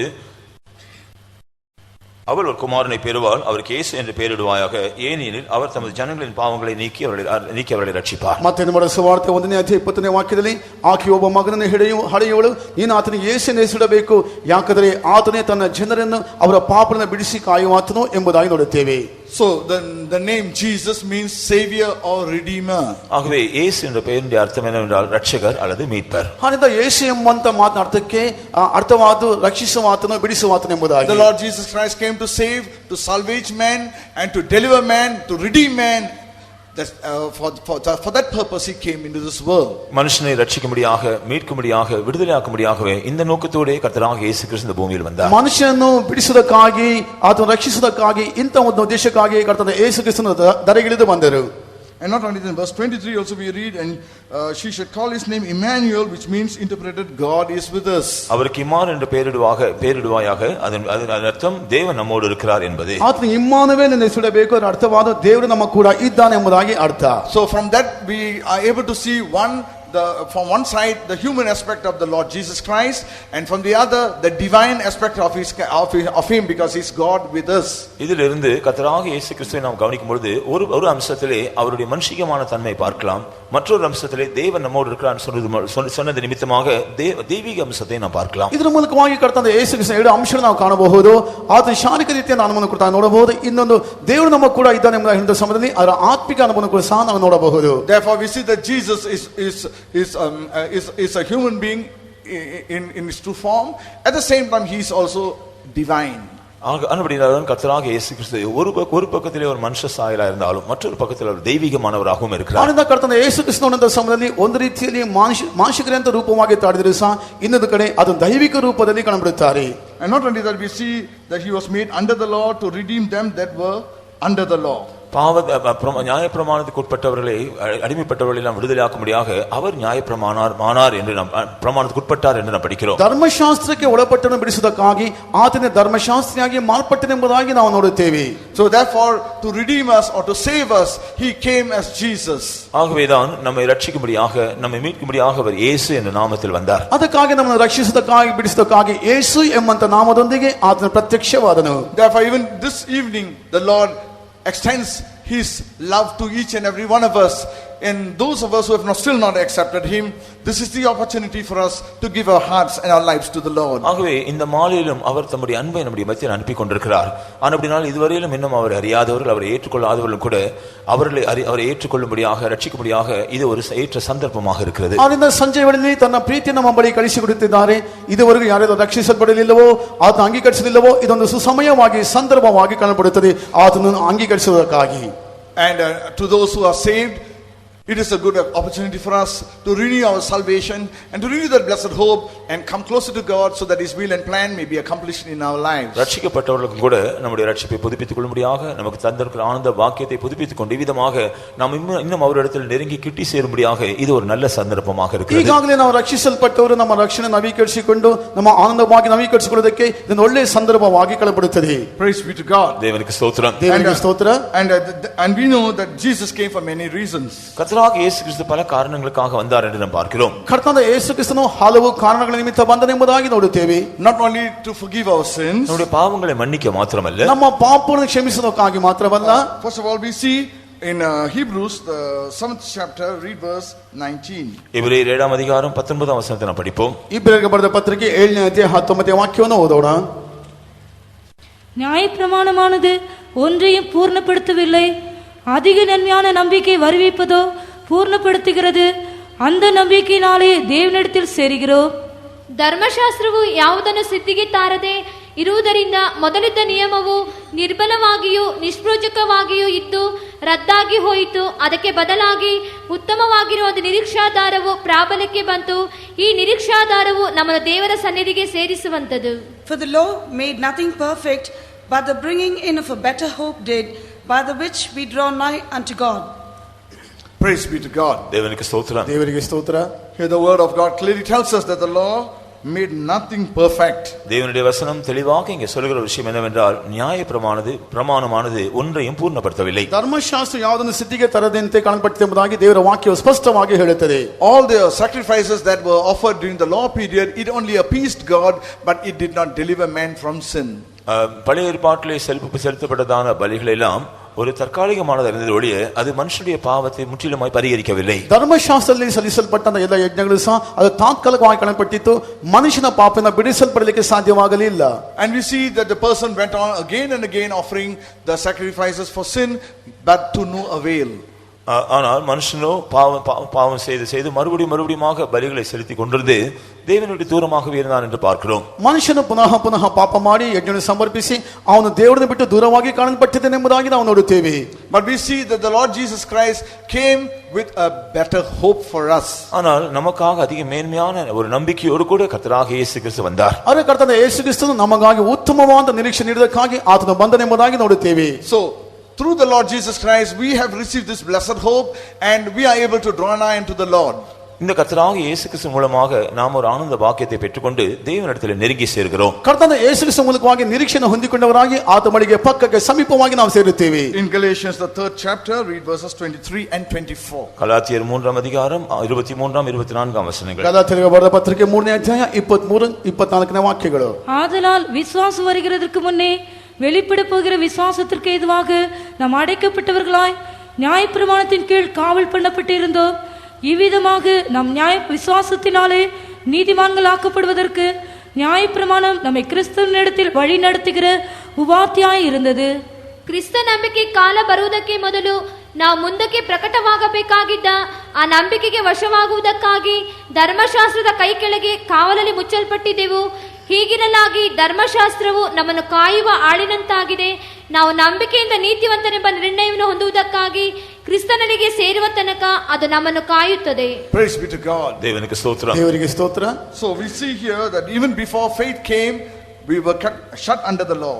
விசுவாசம் வருவதற்கு முன்பாக நாம் நியாயப்பிரமாணத்தின் கீழ் காவல் பண்ணப்பட்டவர்களாக இருந்தோம். ನಂಬಿಕೆ ಬರೋದಕ್ಕೆ ಮುಂಚಿತವಾಗಿ ನಾವು ಧರ್ಮಶಾಸ್ತ್ರಗಳಿಗೆ ಆಳಿದಂತಿದ್ದೆವು ಎಂಬುದಾಗಿ ನೋಡುತ್ತೇವೆ. So we see that man was kept under captivity. ஆகவேதான் மனுஷன் ஒரு சிறையிருப்பில் காணப்பட்டான். ಅದರಿಂದ ಮನುಷ್ಯನು ಒಂದು ಸೆರೆಯಲ್ಲಿ ಕಾಣಲ್ಪಟ್ಟಿದ್ದನು. But we see the law of life has led us to the Lord Jesus Christ. ஆனால் ஜீவனுள்ள பிரமாணமானது நம்மை கர்த்தராகிய இயேசு கிறிஸ்துவினிடத்தில் வழி நடத்தியது. ಅದು ಜೀವನದ ನಿಯಮವಾದ ನಮ್ಮನ್ನು ಕರ್ತನ ಯೇಸು ಕ್ರಿಸ್ತನ ಬಳಿಗೆ ನಮ್ಮನ್ನು ನಡೆಸಿತು. The law of life brought about a liberty and a deliverance to mankind. ஜீவனுள்ள பிரமாணமானது மனுஷனுக்கு ஒரு பெரிய விடுதலையும் ஒரு பெரிய சுயாதீனத்தையும் கொண்டு வந்தது. ಜೀವನದ ನಿಯಮವಾದ ಮನುಷ್ಯನಿಗೆ ಒಂದು ಬಿಡುಗಡೆಯನ್ನು ಸ್ವಾತಂತ್ರ್ಯವನ್ನು ತಂದಿತು. And that's why we know that in John's Gospel, the first chapter, verse 12, we read. ஆகவேதான் யோவான் சுவிசேஷம் 1ஆம் அதிகாரம் 12ஆம் வசனத்திலே நாம் இப்படி படிக்கிறோம். ಅದಕ್ಕಾಗಿ ಯೋಹಾನ ಬರೆದ ಸುವಾರ್ತೆ 1ನೇ ಅಧ್ಯಾಯ 12ನೇ ವಾಕ್ಯದಲ್ಲಿ ಈ ರೀತಿಯಾಗಿ ಓದುತ್ತೇವೆ. அவருடைய நாமத்தின் மேல் விசுவாசம் உள்ளவர்களாய் அவரை ஏற்றுக்கொண்டவர்கள் எத்தனை பேர்களோ அத்தனை பேர்களும் தேவனுடைய பிள்ளைகளாகும்படி அவர்களுக்கு அதிகாரம் கொடுத்தார். But as many as received him, to them gave he power to become the sons of God, even to them that believe on his name. ಯಾರ್ಯಾರು ಆತನನ್ನು ಅಂಗೀಕರಿಸಿದರೋ ಅಂದರೆ ಆತನ ಹೆಸರಿನಲ್ಲಿ ನಂಬಿಕೆ ಇಟ್ಟರೋ ಅವರಿಗೆ ದೇವರ ಮಕ್ಕಳಾಗುವ ಅಧಿಕಾರ ಕೊಟ್ಟನು. Praise be to God. தேவனுக்கு ஸ்தோத்திரம். ದೇವರಿಗೆ ಸ್ತೋತ್ರ. So here we read, as many as received him, to them he gave he power to become the sons of God. இங்கே அவரே நாமத்தை அவர்கள் விசுவாச நாமத்தை ஏற்றுக்கொண்டவர்கள் எத்தனை பேர்களோ அத்தனை பேர்களும் அவருடைய பிள்ளைகளாகும்படிக்கு அதிகாரம் கொடுத்தார். ಆತನ ಮೇಲೆ ನಂಬಿಕೆ ಇಟ್ಟು ಯಾರನ್ನು ಅಂಗೀಕರಿಸಿರೋ ಅಷ್ಟು ಮಂದಿಗೆ ಸಹ ಆತ ತಮ್ಮ ಮಕ್ಕಳಾಗುವಂತ ಅಧಿಕಾರವನ್ನು ಕೊಟ್ಟನೆಂಬುದಾಗಿ ನೋಡುತ್ತೇವೆ. Praise be to God. தேவனுக்கு ஸ்தோத்திரம். ದೇವರಿಗೆ ಸ್ತೋತ್ರ. God has delivered us from the power of sin, and he has given us that liberty, and now he has made us as sons of God, or the power to become the sons of God. தேவன் நம்மை பாவத்தின் அடிமையிலிருந்து விடுதலை ஆக்கினார். நமக்கு சுயாதீனத்தை தந்து இப்பொழுது நம்மை தேவனுடைய புத்திரராக மாற்றப்படக்கூடிய அதிகாரத்தை தந்திருக்கிறார். ದೇವರು ಪಾಪನ ಬಿಡಿಸಲ್ಪಟ್ಟವರಾಗಿ ನಮ್ಮನ್ನು ರಕ್ಷಿಸಿ ಈಗ ದೇವರ ಮಕ್ಕಳಾಗುವಂತ ಒಂದು ಅಧಿಕಾರವನ್ನು ನಮಗೆ ಕೊಟ್ಟಿರುವರು. Praise be to God. தேவனுக்கு ஸ்தோத்திரம். ದೇವರಿಗೆ ಸ್ತೋತ್ರ. We know the third reason why Jesus had to come was because he had to destroy the works of the devil. கர்த்தராகிய இயேசு கிறிஸ்து power of the devil. மூன்றாவது காரணத்தை பார்த்தால் பிசாசின் கிரியைகளை அவருடைய வல்லமை அழிக்கும்படியாக அவர் வந்தார். ಕರ್ತನಾದ ಯೇಸು ಕ್ರಿಸ್ತ ಬಂದಂತ ಮೂರನೇ ಅಂಶನ ನೋಡಿದ ಸಮಯದಲ್ಲಿ ಸೈತಾನ ಕ್ರಿಯೆಯನ್ನು ಲಯ ಮಾಡುವುದಕ್ಕಾಗಿ ಆತನ ಬಂದನೆಂಬುದಾಗಿ ನೋಡುತ್ತೇವೆ. If you were to turn to the epistle to 1 John, the 3rd chapter, please read verse 8. 1 யோவான் 3ஆம் அதிகாரம் 8ஆம் வசனத்தை படித்தால் நாம் அதை பார்க்கலாம். ಒಂದು ಯೋಹನ ಬರೆದ ಪತ್ರಿಕೆ 3ನೇ ಅಧ್ಯಾಯ 8ನೇ ವಾಕ್ಯದಲ್ಲಿ ಅವನ ಅಂಶವನ್ನು ನಾವು ಓದಬಹುದು. பாவம் செய்கிறவன் பிசாசினால் உண்டாயிருக்கிறான், ஏனெனில் பிசாசானவர் ஆதி முதல் பாவம் செய்கிறான். பிசாசினுடைய கிரியைகளை அழிக்கும்படிக்கு தேவனுடைய குமாரன் வெளிப்பட்டார். ಪಾಪ ಮಾಡುವವನು ಸೈತಾನಿಂದ ಹುಟ್ಟಿದವನಾಗಿದ್ದಾನೆ, ಆದಿಯಿಂದಲೂ ಸೈತಾನನು ಪಾಪ ಮಾಡುವವನಾಗಿದ್ದಾನಲ್ಲ. ಸೈತಾನನ ಕೆಲಸಗಳನ್ನು ಲಯ ಮಾಡುವುದಕ್ಕೋಸ್ಕರವೇ ದೇವಕುಮಾರನ ಪ್ರತ್ಯಕ್ಷನಾದನು. He that committeth sin is of the devil, for the devil sinneth from the beginning. For this purpose the Son of God was manifested, that he might destroy the works of the devil. Praise be to God. தேவனுக்கு ஸ்தோத்திரம். ದೇವರಿಗೆ ಸ್ತೋತ್ರ. So here we understand the Son of God was manifested to destroy the works of the devil. இங்கே தேவனுடைய குமாரன் பிசாசின் கிரியைகளை அழிக்கும்படியாக வெளிப்பட்டார் என்று காண்கிறோம். ಇಲ್ಲಿ ದೇವಕುಮಾರನು ಸೈತಾನ ಕೆಲಸವನ್ನು ಲಯ ಮಾಡುವುದಕ್ಕಾಗಿ ಪ್ರತ್ಯಕ್ಷವಾದನೆಂಬುದಾಗಿ ನೋಡುತ್ತೇವೆ. Praise be to God. தேவனுக்கு ஸ்தோத்திரம். ದೇವರಿಗೆ ಸ್ತೋತ್ರ. Oh, the Son of God was manifested to destroy the works of the devil. தேவனுடைய குமாரன் பிசாசின் கிரியைகளை அழிக்கும்படியாகவே வெளிப்பட்டார். ಸೈತಾನ ಕೆಲಸವನ್ನು ಲಯ ಮಾಡುವುದಕ್ಕಾಗಿ ದೇವಕುಮಾರನು ಪ್ರತ್ಯಕ್ಷವಾದನು. We know that all through the time when man was under sin, he was under that bondage and clutch of the devil. மனுஷன் பாவத்துக்கு அடிமையாக இருந்த நாட்களில் அவன் பிசாசினுடைய வல்லமைக்கும் அவனுடைய ஆதிக்கத்துக்கும் கூட அடிமையானவனாக இருந்தான் என்று நாம் காண்கிறோம். ಮನುಷ್ಯನು ಪಾಪಕ್ಕೆ ದಾಸನಾಗಿದ್ದ ಸಮಯದಲ್ಲಿ ಸೈತಾನ ಅಧಿಕಾರಕ್ಕೆ ಒಳಪಟ್ಟವನಾಗಿದ್ದಾನೆ ಎಂಬುದಾಗಿ ನಾವು ನೋಡುತ್ತೇವೆ. So he that committeth sin is subject to the devil. பாவம் செய்கிறவன் பிசாசுக்கும் அடிமையா இருக்கிறான். ಪಾಪ ಮಾಡುವಾತನು ಸೈತಾನನಿಗೆ ಸಹ ಅಧೀನನಾಗಿರುತ್ತಾನೆ. In John's Gospel, the 8th chapter, verse 44, what did Jesus say? யோவான் சுவிசேஷம் 8ஆம் அதிகாரம் 44ஆம் வசனத்தில் இயேசு என்ன சொன்னார்? ಯೋಹಾನ ಬರೆದ ಸುವಾರ್ತೆ 8ನೇ ಅಧ್ಯಾಯ 44ನೇ ವಾಕ್ಯದಲ್ಲಿ ಯೇಸು ಏನು ಹೇಳಿದರು? நீங்கள் உங்கள் பிதாவாகிய பிசாசானவனால் உண்டானவர்கள், உங்கள் பிதாவினுடைய இச்சைகளின்படி செய்ய மனதாயிருக்கிறீர்கள். அவன் ஆதி முதற்கொண்டு மனுஷ கொலைபாதகனாயிருக்கிறான். சத்தியம் அவனிடத்தில் இல்லாதபடியால் அவன் சத்தியத்திலே நிலை நிற்கவில்லை. அவன் பொய்யனும் பொய்க்கு பிதாவுமாயிருக்கிறபடியால் அவன் பொய் பேசும்போது தன் சொந்தத்தில் எடுத்து பேசுகிறான். ನೀವು ಆ ತಂದೆಯಿಂದ ಹುಟ್ಟಿದವರಾಗಿದ್ದು ನಿಮ್ಮ ತಂದೆ ದುರಿಚೆಗಳನ್ನೇ ನಡೆಸಬೇಕೆಂದಿದ್ದೀರಿ. ಅವನು ಆದಿಯಿಂದಲೂ ಕೊಲೆಗಾರನಾಗಿದ್ದು ಸತ್ಯದಲ್ಲಿ ನಿಲ್ಲಲಿಲ್ಲ, ಅವನಲ್ಲಿ ಸತ್ಯವೂ ಇಲ್ಲವೇ ಇಲ್ಲ. ಅವನು ಸುಳ್ಳಾಡುವಾಗ ಸ್ವಭಾವಾನುಸಾರವಾಗಿ ಆಡುತ್ತಾನೆ. ಅವನು ಸುಳ್ಳುಗಾರನು, ಸುಳ್ಳಿಗೆ ಮೂಲ ಪುರುಷನು ಆಗಿದ್ದಾನೆ. Ye are of your father the devil, and the lust of your father ye will do. He was a murderer from the beginning and abode not in the truth, because there is no truth in him. When he speaketh a lie, he speaketh of his own, for he is a liar and the father of it. Praise be to God. தேவனுக்கு ஸ்தோத்திரம். ದೇವರಿಗೆ ಸ್ತೋತ್ರ. In verse 45, as we read, he was a murderer from the beginning and abode not in the truth. 44ஆம் வசனத்தை நாம் இப்பொழுது படித்தோம். அவன் ஆதி முதல் அவன் மனுஷ கொலைபாதகனாக இருக்கிறான், அவன் சத்தியத்தை நிலைத்திருப்பதில்லை. ನಾವು 44ನೇ ವಾಕ್ಯದ ಸಮಯದಲ್ಲಿ ಆದಿಯಿಂದಲೂ ಸಹ ಅವನು ನರಹತ್ಯೆ ಮಾಡುವಂತ ವ್ಯಕ್ತಿಯಾಗಿದ್ದಾನೆ ಎಂಬುದಾಗಿ ನೋಡುತ್ತೇವೆ. ಸತ್ಯ ಅವನಲ್ಲಿ ಇಲ್ಲ. Here the word of God says he was a murderer from the beginning. இங்கே அவன் ஆதி முதல் மனுஷ கொலைபாதகனாக இருக்கிறான் என்று வேதவசனம் சொல்கிறது. ಇಲ್ಲಿ ಆದಿಯಿಂದ ಅವನು ಕೊಲೆ ಮಾಡುವಂತ ವ್ಯಕ್ತಿ ಎಂಬುದಾಗಿ ನೋಡುತ್ತೇವೆ. Oh, the devil is a sinner right from the beginning. பிசாசானவன் ஆதி முதல் பாவம் செய்கிறான். ಸೈತಾನು ಆದಿಯಿಂದ ಪಾಪ ಮಾಡುವಂತವನು. It is sin that was manifested through him. பாவமானது அவன் மூலமாகவே வெளிப்பட்டது. ಪಾಪವಾದ ಅವನ ಮೂಲಕವಾಗಿ ಪ್ರತ್ಯಕ್ಷವಾಯಿತು. And that's why we see that he robs man of all his blessings. He robs man of his eternal life. ஆனபடியால் தான் இன்றைக்கு மனுஷனுடைய எல்லா ஆசீர்வாதங்களையும் மனுஷனுடைய நித்திய ஜீவனையும் அவன் கொள்ளையடிக்கிறான். ಅದರಿಂದ ಮನುಷ್ಯನ ಆಶೀರ್ವಾದಗಳನ್ನು ಅವನು ದೋಚಿಕೊಳ್ಳುವನಾಗಿಯೇ ಕಂಡುಬಿಡುತ್ತಾನೆ. Jesus is the source of all life, but the devil is one who robs us of that life. கர்த்தராகிய இயேசு கிறிஸ்து ஜீவனுக்கு ஏற்றதான உறைவிடமாக அதற்குரியதான ஊற்றாக அல்லது வழியாக இருக்கிறார்.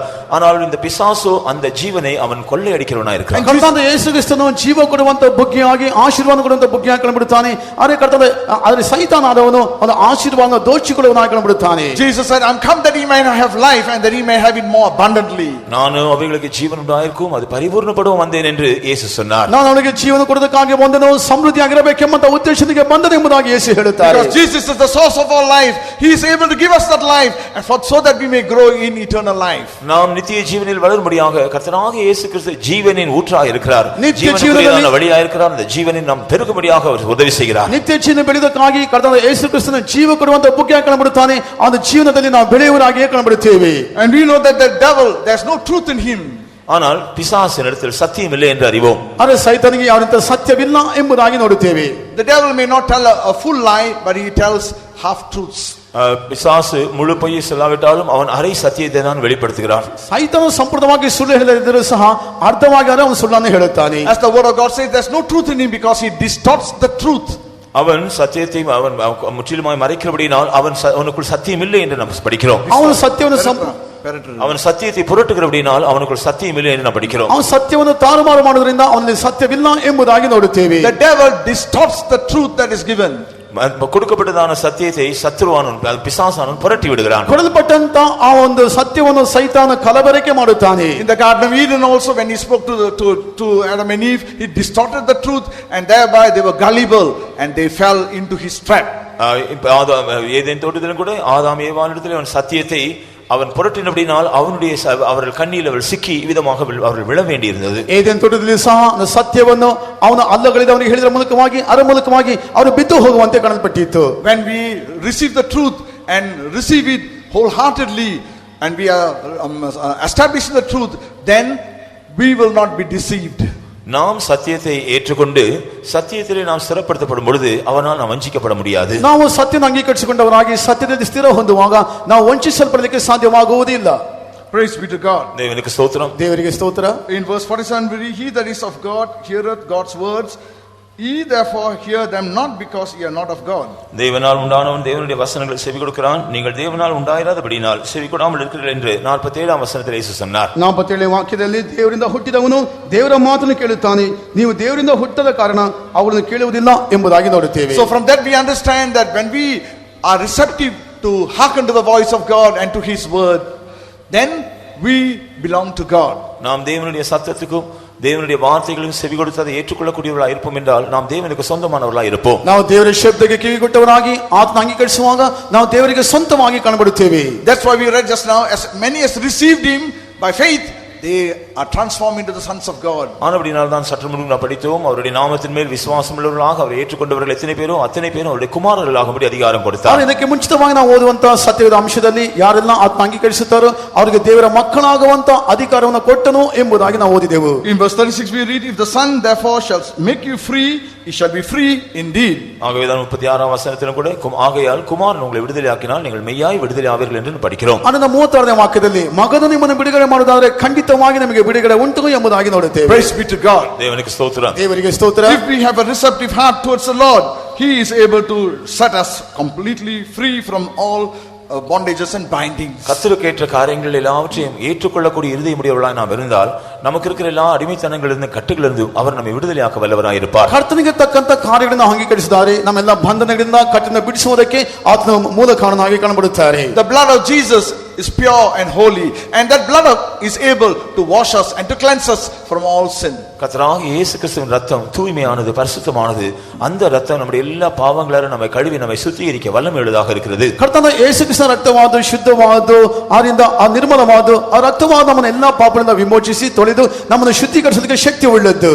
Praise be to God. தேவனுக்கு ஸ்தோத்திரம். ದೇವರಿಗೆ ಸ್ತೋತ್ರ. Not only that, we see the Lord Jesus Christ came also to deliver us from this present evil world. இந்த பொல்லாத பிரபஞ்சத்தில் உலகத்திலிருந்து நம்மை விடுதலையாக்கும்படியாகவும் கர்த்தராகிய இயேசு கிறிஸ்து வந்தார் என்று நாம் படிக்கிறோம். ಅದು ಮಾತ್ರವಲ್ಲ, ಈಗಿನ ಕೆಟ್ಟ ಪ್ರಪಂಚದಿಂದ ನಮ್ಮನ್ನು ಬಿಡಿಸುವಂತ ಉದ್ದೇಶಕ್ಕಾಗಿ ಕರ್ತನ ಯೇಸು ಕ್ರಿಸ್ತನ ಬಂದ ಎಂಬುದಾಗಿ ನೋಡುತ್ತೇವೆ. Galatians the first chapter verse 4. கலாத்தியர் 1ஆம் அதிகாரம் 4ஆம் வசனம். ಗಲಾತ್ಯದವರಿಗೆ 1ನೇ ಅಧ್ಯಾಯ 4ನೇ ವಾಕ್ಯ. அவர் நம்மை இப்பொழுது இருக்கிற பொல்லாத பிரபஞ்சத்தினின்று விடுவிக்கும்படி நம்முடைய பிதாவாகி தேவனுடைய சித்தத்தின்படியே நம்முடைய பாவங்களுக்காக தம்மை தாமே ಒಪ್ಪು கொடுத்தார். ಈತನು ನಮ್ಮನ್ನು ಕೆಟ್ಟದಾಗಿರುವ ಈಗಿನ ದುಷ್ಟ ಯುಗದೊಳಗಿಂದ ಬಿಡಿಸಬೇಕೆಂದು ನಮ್ಮ ತಂದೆಯಾದ ದೇವರ ಚಿತ್ತಕ್ಕೆ ಅನುಸಾರವಾಗಿ ನಮ್ಮ ಪಾಪಗಳ ದೆಸೆಯಿಂದ ತನ್ನನ್ನು ಮರಣಕ್ಕೆ ಒಪ್ಪಿಸಿದನು. Who gave himself for our sins, that he may deliver us from this present evil world, according to the will of our God and Father. Praise be to God. தேவனுக்கு ஸ்தோத்திரம். ದೇವರಿಗೆ ಸ್ತೋತ್ರ. So Jesus came not only to forgive our sins and to deliver us also from not only from sin, but to deliver us from this present evil world. கர்த்தராகிய இயேசு கிறிஸ்து நம்முடைய பாவங்களை மன்னிக்கவும் பிசாசின் வல்லமையிலிருந்து விடுதலையாக்கும்படியாக அவருடைய கிரியைகளை அழிக்கும்படியாக மாத்திரமல்ல, இந்த பொல்லாத உலகத்திலிருந்து நம்மை விடுதலையாக்கும்படியாகவும் அவர் வந்தார். ಕರ್ತನ ಯೇಸು ಕ್ರಿಸ್ತನು ನಮ್ಮ ಪಾಪಗಳನ್ನು ಬಿಡಿಸೋದಕ್ಕಾಗಿಯೂ ಅವನು ಸೈತಾನ ಕೃತ್ಯಗಳಿಂದ ಬಿಡಿಸೋದಕ್ಕಾಗಿ ಮಾತ್ರವಲ್ಲ, ಈ ದುಷ್ಟ ಯುಗದಿಂದ ಬಿಡಿಸುವಂತ ಉದ್ದೇಶದೊಂದಿಗೆ ಆತನು ಇಹಲೋಕಕ್ಕೆ ಬಂದನು. This present evil world is in the hands of the devil.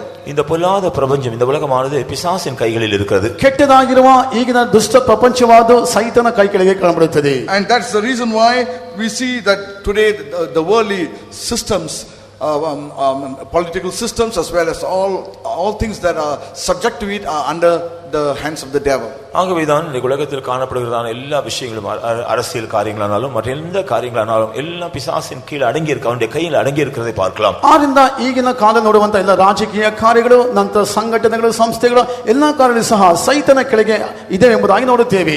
Praise be to God. தேவனுக்கு ஸ்தோத்திரம். ದೇವರಿಗೆ ಸ್ತೋತ್ರ. We know that the devil is called the prince of this world. பிசாசு இந்த பிரபஞ்சத்தின் அதிபதி என்று நாம் சொல்ல காண்கிறோம். ಸೈತನ ಇಹಲೋಕದ ಅಧಿಪತಿ ಎಂಬುದಾಗಿ ನೋಡುತ್ತೇವೆ. In John's Gospel, the 14th chapter, verse 30, Jesus said, யோவான் சுவிசேஷம் 14ஆம் அதிகாரம் 30ஆம் வசனத்தில் இயேசு சொன்னார். ಯೋಹನ ಬರೆದ ಸುವಾರ್ತೆ 14ನೇ ಅಧ್ಯಾಯ 30ನೇ ವಾಕ್ಯದಲ್ಲಿ ಯೇಸು ಈ ರೀತಿಯಾಗಿ ಹೇಳಿದರು, இனி நான் உங்களுடனே அதிகமாய் பேசுவதில்லை, இந்த உலகத்தின் அதிபதி வருகிறான், அவனுக்கு என்னிடத்தில் ஒன்றும் இல்லை. ಇನ್ನು ನಾನು ನಿಮ್ಮ ಸಂಗಡ ಬಹಳ ಮಾತುಗಳನ್ನಾಡುವುದಿಲ್ಲ, ಯಾಕೆಂದರೆ ಇಹಲೋಕಾಧಿಪತಿ ಬರುತ್ತಾನೆ, ಅವನಿಗೆ ಸಂಬಂಧಪಟ್ಟದ್ದು ಯಾವುದೊಂದು ನನ್ನಲ್ಲಿಲ್ಲ.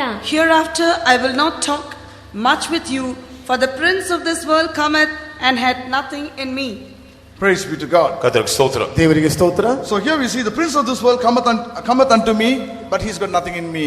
இங்கே அவர் சொல்கிறார், இந்த உலகத்தின் அதிபதி என்னிடத்தில் வருகிறான், ஆனால் அவனுக்கு என்னிடத்தில் ஒன்றுமில்லை. ಇಹಲೋಕಾಧಿಪತಿ ಬರುತ್ತಾನೆ, ಅವನಿಗೆ ಸಂಬಂಧಪಟ್ಟದ್ದು ನನ್ನಲ್ಲಿ ಏನು ಇಲ್ಲ ಎಂಬುದಾಗಿ ಯೇಸು ಹೇಳುತ್ತಾರೆ. So the devil is known as the prince of this world. ஆகவே பிசாசு இந்த உலகத்தின் அதிபதி என்று அழைக்கப்படுகிறார். ಅದರಿಂದ ಸೈತಾನ ಇಹಲೋಕದ ಅಧಿಪತಿ ಎಂಬುದಾಗಿ ಕರೆಯಲ್ಪಡುತ್ತಾನೆ. When he came to Jesus, he found there was nothing that was of him in Christ. ஆனால் அவன் இயேசுவினிடத்தில் வந்த பொழுதோ அவனுக்குரிய ஒன்றையும் இயேசுவினிடத்தில் அவனுக்கு காண முடியவில்லை. ಆದರೆ ಅವನು ಯೇಸು ಬಳಿಗೆ ಬಂದಂತ ಸಮಯದಲ್ಲಿ ಅವನಿಗೆ ಸಂಬಂಧಪಟ್ಟಂತ ಯಾವ ಕಾರ್ಯವೂ ಯೇಸುವಿನ ಬಳಿ ಇರಲಿಲ್ಲ. At the same time also read Ephesians 2nd chapter verse 2. எபேசியர் 2ஆம் அதிகாரம் 2ஆம் வசனத்தில் இடைவேளை நாம் படித்தால், ಎಫೆಸೀಯ ಪತ್ರಿಕೆ 7ನೇ ಅಧ್ಯಾಯ 2 and 3. 2ஆம் 3ஆம் வசனங்களை நாம் படித்தால், 7ನೇ ವಾಕ್ಯ 3ನೇ ವಾಕ್ಯ ನೋಡುವಾಗ, அவைகளில் நீங்கள் முற்காலத்திலே இவ்வுலக வழக்கத்திற்கேற்றபடியாகவும் கீழ்ப்படியாமையின் பிள்ளைகளிடத்தில் இப்பொழுது கிரியை செய்கிற ஆகாயத்து அதிகார பிரபுவாகிய ஆவிக்கேற்றபடியாகவும் நடந்து கொண்டீர்கள். அவர்களுக்குள்ளே நாம் எல்லாரும் முற்காலத்திலே நமது மாம்ச இச்சையின்படியே நடந்து நமது மாம்சமும் மனசும் விரும்பினவர்களை செய்து சுவாவத்தினாலே மற்றவர்களைப் போல கோபாக்கினின் பிள்ளைகளாய் இருந்தோம். ನೀವು ಪೂರ್ವದಲ್ಲಿ ಅಪರಾಧಗಳನ್ನು ಪಾಪಗಳನ್ನು ಮಾಡುವವರಾಗಿದ್ದು ಇಹಲೋಕಚಾರಕ್ಕೆ ಅನುಸಾರವಾಗಿ ನಡೆದುಕೊಂಡಿರಿ. ವಾಯುಮಂಡಲದಲ್ಲಿ ಅಧಿಕಾರ ನಡೆಸುವ ಅಧಿಪತಿಗೆ ಅಂದರೆ ನಂಬಲೊಲ್ಲದವರನ್ನು ಅವಿಧೇಯತೆಗೆ ಈಗ ಪ್ರೇರೇಪಿಸುವ ಆತ್ಮನಿಗೆ ಅನುಸಾರವಾಗಿ ನಡೆದುಕೊಂಡಿರಿ. ನಾವೆಲ್ಲರ ಪೂರ್ವದಲ್ಲಿ ಅವಿಧೇಯರಾಗಿದ್ದು ಶರೀರ ಭಾವದ ಆಶೆಗಳಿಗೆ ಅಧೀನರಾಗಿ ಶರೀರಕ್ಕೂ ಮನಸ್ಸಿಗೂ ಸಂಬಂಧಪಟ್ಟ ಇಚ್ಛೆಗಳನ್ನು ನೆರವೇರಿಸುತ್ತಾ ನಡೆದು ಮಿಕ್ಕಾದವರಂತೆ ಸ್ವಭಾವ ಸಿದ್ಧವಾಗಿ ದೇವರ ಕೋಪಕ್ಕೆ ಗುರಿಯಾಗಿದ್ದೆವು. Praise be to God. தேவனுக்கு ஸ்தோத்திரம். ದೇವರಿಗೆ ಸ್ತೋತ್ರ. As we have seen, the Lord Jesus Christ came to deliver us from this present evil world. நாம் கவனித்தது போல இந்த பிரலாத பிரபஞ்சத்திலிருந்து நம்மை விடுதலையாக்கும்படியாக இயேசு வந்தார். ಕರ್ತನಾದ ಯೇಸು ಕ್ರಿಸ್ತನು ಈ ದುಷ್ಟಲೋಕನ ಬಿಡಿಸುವುದಕ್ಕಾಗಿ ಬಂದನೆಂಬುದಾಗಿ ಈಗಾಗಲೇ ನಾವು ನೋಡಿದೆವು. And in the past times we were also walking according to the course of this world, according to the prince of the power of the air, the spirit that now worketh in the children of disobedience. முற்காலத்திலே நாமும் இந்த உலகத்தின் வழக்கத்திற்கு ஏற்றபடியாகவும் கீழ்ப்படியாமையின் பிள்ளைகளுக்குள்ள இப்பொழுது கிரியை செய்கிற ஆகாயத்து அதிகார பிரபுவாகிய ஆவிக்கேற்றபடியாகவும் நடந்து கொண்டிருந்தோம். ನಾವೆಲ್ಲರೂ ಪೂರ್ವದಲ್ಲಿ ಅವಿಧೇಯರಾಗಿದ್ದು ಶರೀರವಾದ ಆಶೆಗಳಿಗೆ ಅಧೀನರಾಗಿ ಶರೀರಕ್ಕೂ ಮನಸ್ಸಿಗೂ ಸಂಬಂಧಪಟ್ಟ ಇಚ್ಛೆಗಳು ನೆರವೇರಿಸುತ್ತಾ ನಡೆದು ಮಿಕ್ಕಾದವರಂತೆ ಸ್ವಭಾವ ಸಿದ್ಧವಾಗಿ ದೇವರ ಕೋಪಕ್ಕೆ ಗುರಿಯಾಗಿದ್ದೆವು. Praise be to God. தேவனுக்கு ஸ்தோத்திரம். ದೇವರಿಗೆ ಸ್ತೋತ್ರ. The devil is not only the prince of this world, he is also called the prince of the power of the air. பிசாசான இந்த உலகத்தின் அதிபதி மாத்திரமல்ல ஆகாயத்து அதிகார பிரபு என்றும் சொல்லப்பட்டிருக்கிறது. ಸೈತಾನ ಇಹಲೋಕದ ಅಧಿಪತಿ ಮಾತ್ರವಲ್ಲ ವಾಯುಮಂಡಲದ ಅಧಿಪತಿ ಎಂಬುದಾಗಿ ಸಹ ಕರೆಯಲ್ಪಡುತ್ತಾನೆ. And we know that all the lower realms of this of the lower heaven, it is all under him, and we know that heaven is separated from the earthly sphere by an unseen and unknown demarcation line. இங்கே அந்த தாழ்வான ஆவணம் என்பது அந்த பூமியினுடைய தாழ்விடங்கள் இருக்கிறது. அந்த இந்த காரியங்கள் எல்லாம் மனுஷனுடைய எல்லா காணக்கூடியாதவைகளாக காண முடியாதவைகளாக காணப்பட்டாலும் மனுஷனை முழுவதுமாக அவைகள் ஆண்டு கொண்டிருக்கிறது. ಕೆಳಗಿನ ಅವನ ಆಕಾಶವಾದ ಅವನ ಸೈತಾನ ಕ್ರಿಯೆಗಳಿಗೆ ಅವನಿಗೆ ಅಧೀನವಾಗಿ ಕಾಣப்படுತ್ತದೆ. ಅದು ಕಾಣದಿರುವಂತ ಎಲ್ಲ ಕಾರಣ ಸಹ ಅವನ ಅಧೀನದಲ್ಲಿ ಅವನು ಹೊಂದಿಕೊಂಡು ಕಾಣப்படுತ್ತಾನೆ. That's why we see even man sends a rocket and he wants to explore outer space. He can go only up to a certain limit and not beyond that, because there is an unseen demarcation line that separates heaven from the other part of the realm. ஆனபடினால்தான் மனுஷன் இந்த ஆளுகைக்குட்பட்டிருக்கிறதான மனுஷன் அதை விட்டு வெளியே வரும்படி பிரயாசப்பட்டாலும் காணக்கூடாத விதத்திலே அப்படிப்பட்ட ஒரு பிரிவை ஒரு பிளவு காணப்படுகிறபடினால் அவன் அதை விட்டு கடந்து வெளியே வர முடியாமல் இருக்கிறது. ಆನಂದ ಮನುಷ್ಯನು ತನ್ನ ಪಾಪಗಳಿಂದ ಅವನು ಹೊರಗೆ ಬರಬೇಕು ಎಂದು ಇಷ್ಟಪಟ್ಟು ಸಹ ಕಾಣದಿರುವಂತಹ ಅಥವಾ ಅದೃಶ್ಯವಾದ ಆತ್ಮನಿಗೆ ಅಧೀನ ಕಾಣಪಡುವ ಮೂಲಕವಾಗಿ ಅದರಿಂದ ಅವನು ಇಷ್ಟಪಟ್ಟರೂ ಸಹ ಅದರಿಂದ ಹೊರಗೆ ಬರಲಿಕ್ಕೆ ಸಾಧ್ಯವಿಲ್ಲದೆ ಕಾಣಬರುತ್ತದೆ. So it is the prince of the power of the air who roams about in the lower atmosphere.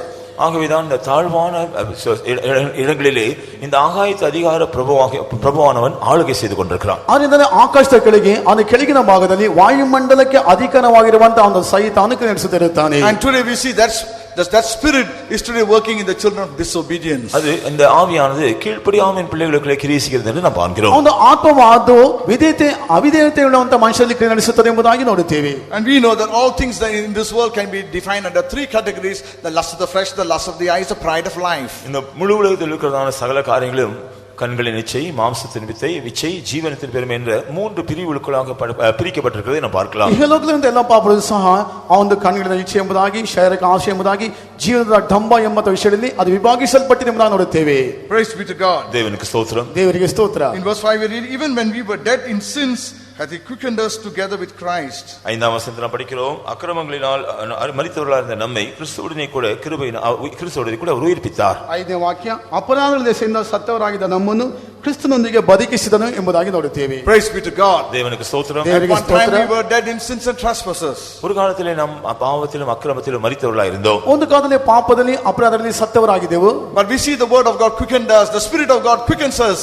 நாம் அவருடைய வசனத்தை ஏற்றுக்கொண்ட பொழுது அவருடைய ஆவியினால் அவர் நம்மை உயிர்ப்பித்தார். ದೇವರ ಆತ್ಮನ ಮೂಲಕವಾಗಿ ನಾವು ಉತ್ತೇಜಿಸಲ್ಪಟ್ಟೆವು, ಉಜ್ಜೀವಿಸಲ್ಪಟ್ಟೆವು. When we hear the word of God, that word of God has life in it, and therefore that word of God quickens us. நாம் தேவனுடைய வசனத்தை கேட்கும் பொழுது அந்த வசனத்திலே ஜீவன் இருக்கிறபடியால் அந்த வசனம் நம்மை உயிர்ப்பிக்கிறது. ನಾವು ದೇವರ ವಾಕ್ಯವನ್ನು ಕೇಳುವಾಗ ಅದರಲ್ಲಿ ಜೀವ ಉಂಟು. ಅದು ಜೀವನದ ದೇವರ ವಾಕ್ಯವಾದ ನಮ್ಮನ್ನು ಉಜ್ಜೀವಿಸುತ್ತದೆ, ಉತ್ತೇಜನ ಕೊಡುತ್ತದೆ. Oh, the spirit of God is able to quicken us in our soul and spirit as well. கர்த்தருடைய ஆவியானவர் நம்முடைய ஆத்மாவை நம்முடைய ஆவியை உயிர்ப்பிக்க வல்லவராக இருக்கிறார். ಕರ್ತನ ಆತ್ಮನು ನಮ್ಮ ಪ್ರಾಣವನ್ನು ನಮ್ಮ ಆತ್ಮವನ್ನು ಉಜ್ಜೀವಿಸುವಂತವನಾಗಿದ್ದಾನೆ. In verse 6 we read, He has raised us up together and made us to sit together within heavenly places. நாம் 7ஆம் வசனப்படி கிறிஸ்துவுடனே கூட அவர் நம்மை எழுப்பி அவர் உன்னதங்களில் அவரோடு கூட ಉட்ಕಾರ செய்தார் ಎಂದು படிக்கிறோம். 7ನೇ ವಾಕ್ಯ ನೋಡಿದ ಸಮಯದಲ್ಲಿ ನಮ್ಮನ್ನು ಎಬ್ಬಿಸಿ ಆತನ ಉನ್ನತದಲ್ಲಿ ನಮ್ಮನ್ನು ಕುಂಡಿಸಿದ್ದಾನೆ ಎಂಬುದಾಗಿ ನೋಡುತ್ತೇವೆ. Praise be to God. தேவனுக்கு ஸ்தோத்திரம். ದೇವರಿಗೆ ಸ್ತೋತ್ರ. That's why we see when we receive the baptism of the Holy Spirit, we are raised up and made to sit with him in heavenly places. ஆகவே தான் நாம் பரிசுத்த ஆவியை பெற்றுக்கொள்ளும் பொழுது அவரோடு கூட உன்னதங்களில் உட்காரும்படியாக நாம் அவரால் நாம் உன்னதத்துக்கு நாம் உயிர்ப்பிக்கப்பட்டிருக்கிறோம். ಆದ್ದರಿಂದ ನಾವು ಪವಿತ್ರಾತ್ಮ ಅಭಿಷೇಕ ಹೊಂದಿಕೊಂಡಂತ ಸಮಯದಲ್ಲಿ ಆತನಿಂದ ನಾವು ಉಜ್ಜೀವಿಸಲ್ಪಟ್ಟವರಾಗಿ ಉನ್ನತದಲ್ಲಿ ಕುಳಿತುಕೊಳ್ಳುವಂತ ಅನುಭವವನ್ನು ನಾವು ಹೊಂದಿರುತ್ತೇವೆ. So today we are in heavenly places. ஆகவே இன்றைக்கு நாம் உன்னத ஸ்தலங்களில் இருக்கிறோம். ಅರ್ಧ ಈಗ ನಾವು ಪರಲೋಕದಲ್ಲಿ ಇರುವಂತ ಅನುಭವವನ್ನು ಹೊಂದಿದ್ದೇವೆ. God has brought us into the heavenly places so that we may live a heavenly life. நாம் ஒரு உன்னதமான ஒரு ஜீவியம் செய்வதற்காகவே தேவன் நம்மை உன்னத ஸ்தலங்களில் கொண்டு வந்திருக்கிறார். ನಾವು ಉನ್ನತವಾದ ಜೀವನ ಮಾಡೋದಕ್ಕಾಗಿ ಕರ್ತನಾದ ಯೇಸು ಕ್ರಿಸ್ತನು ನಮ್ಮನ್ನು ಉನ್ನತವಾದ ಜೀವನಕ್ಕೆ ಕರೆತಂದಿರುವರು. So that we may live a holy life. நாம் ஒரு பரிசுத்த ஜீவியம் செய்வதற்காக அப்படி செய்திருக்கிறார். ನಾವು ಒಂದು ಪವಿತ್ರ ಜೀವನ ಮಾಡೋದಕ್ಕಾಗಿ ಆತನ ಆ ರೀತಿಯಾಗಿ ಮಾಡಿರುವರು. So that we may live a transparent life. A transparent life. நாம் ஒரு களங்கமில்லாத தெளிவான ஒரு ஜீவியம் செய்வதற்காக அவர் நம்மை இப்படி செய்திருக்கிறார். ಆದ್ರೆ ನಾವು ಶುದ್ಧವಾದ ಜೀವನ ಮಾಡೋದಕ್ಕಾಗಿ ಆತ ನಮಗೆ ಈ ರೀತಿಯಾಗಿ Oh, ಮಾಡಿರುವರು. he has raised us up together so that we might live a victorious life and that we may gain that victory even as he has become victorious. நாம் ஒரு ஜெயகரமான ஜீவியம் செய்து அவர் ஜெயத்தை பெற்றது போல அந்த ஜெயத்தை நாமும் பெற்றுக்கொள்வதற்காகவே அவர் நம்மை உன்னதங்களில் எழுப்பி இருக்கிறார். ನಾವು ಜಯಕರವಾದ ಜೀವನ ಮಾಡೋದಕ್ಕಾಗಿ ಆತನ ಜಯವನ್ನು ಹೊಂದಿ ನಮಗೆ ಜಯವನ್ನು ಕೊಡೋದಕ್ಕಾಗಿ ಆತನ ಉನ್ನತದಲ್ಲಿ ಏಕನ ಬಿಡುತ್ತಾರೆ. That's why he has given us the power of God in order to make us to live a holy life. நாம் ஒரு பரிசுத்த ஜீவியம் செய்வதற்காக அவர் தேவனுடைய வல்லமையை நமக்கு தந்திருக்கிறார். ನಾವು ಒಂದು ಪರಿಶುದ್ಧ ಜೀವನ ಮಾಡೋದಕ್ಕಾಗಿ ದೇವರ ಶಕ್ತಿಯನ್ನೇ ನಮಗಾಗಿ ಕೊಟ್ಟಿರುವರು. Power to be transformed into the sons of God. தேவனுடைய புத்திரரை போல மறுரூபமாக்கப்படக்கூடியதான அந்த வல்லமை. ದೇವರ ಮಕ್ಕಳಾಗಿ ಮಾರ್ಪಡುವಂತ ರೂಪಾಂತರವಾಗಿರುವಂತ ಆ ಶಕ್ತಿ. Even to those who believe and trust in him. அவரை விசுவாசித்து அவர் மேல் நம்பிக்கையா இருக்கிறவர்களுக்கு அதை செய்திருக்கிறார். ಆತನ ಮೇಲೆ ನಿರೀಕ್ಷೆ ಇಟ್ಟು ನಂಬಿಕೆ ಇಡುವವರಿಗೆ ಆ ರೀತಿಯಾಗಿ ಆತನ ಮಾಡಿರುವರು. Believing in God is one thing and trusting in God is another. It's a great experience. தேவன் மேல் விசுவாசமா இருக்கிறது ஒரு விஷயம், ஆனால் தேவனில் நம்பிக்கையா இருப்பது ஒரு முக்கியமான விசேஷமான ஒரு பெரிய அனுபவமாகும். ದೇವರ ಮೇಲೆ ನಂಬುವುದು ಇನ್ನೊಂದು ವಿಷಯ, ದೇವರ ಮೇಲೆ ನಿರೀಕ್ಷೆ ಇರುವುದು ಅದು ಇನ್ನೊಂದು ವಿಷಯವಾಗಿ ಕಾಣಬರುತ್ತದೆ. We may believe in God, but if we don't trust in God, then it becomes sterile faith.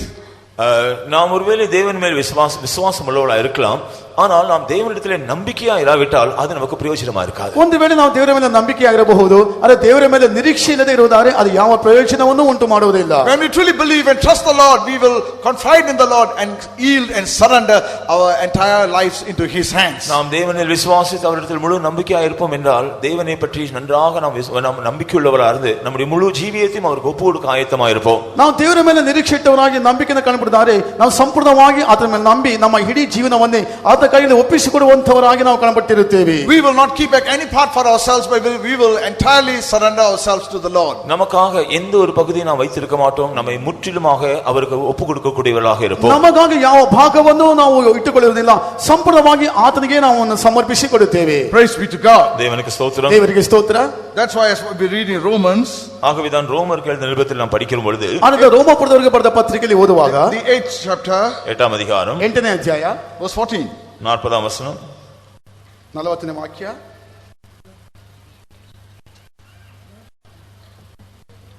8:14. 14ನೇ ವಾಕ್ಯ. 8ஆம் அதிகாரம் 14ஆம் வசனம். மேலும் இவர்கள் தேவனுடைய ஆவியினாலே நடத்தப்படுகிறார்களோ அவர்கள் தேவனுடைய புத்திரராய் இருக்கிறார்கள்.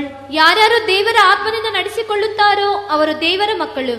For as many as are led by the Spirit of God, they are the sons of God. Praise be to God. தேவனுக்கு ஸ்தோத்திரம். ದೇವರಿಗೆ ಸ್ತೋತ್ರ. For as many as are led by the Spirit of God, they are the sons of God. எவர்கள் தேவனுடைய ஆவியினால் நடத்தப்படுகிறார்களோ அவர்கள் தேவனுடைய புத்திரராய் இருக்கிறார்கள். ಯಾರು ದೇವರ ಆತ್ಮನ ನಡೆಸಲ್ಪಡುತ್ತಾರೋ ಅವರು ದೇವರ ಮಕ್ಕಳು. Praise be to God. தேவனுக்கு ஸ்தோத்திரம். ದೇವರಿಗೆ ಸ್ತೋತ್ರ. As we see all in the key verse, we read to redeem them that were under the law, that they might receive the adoption of sons.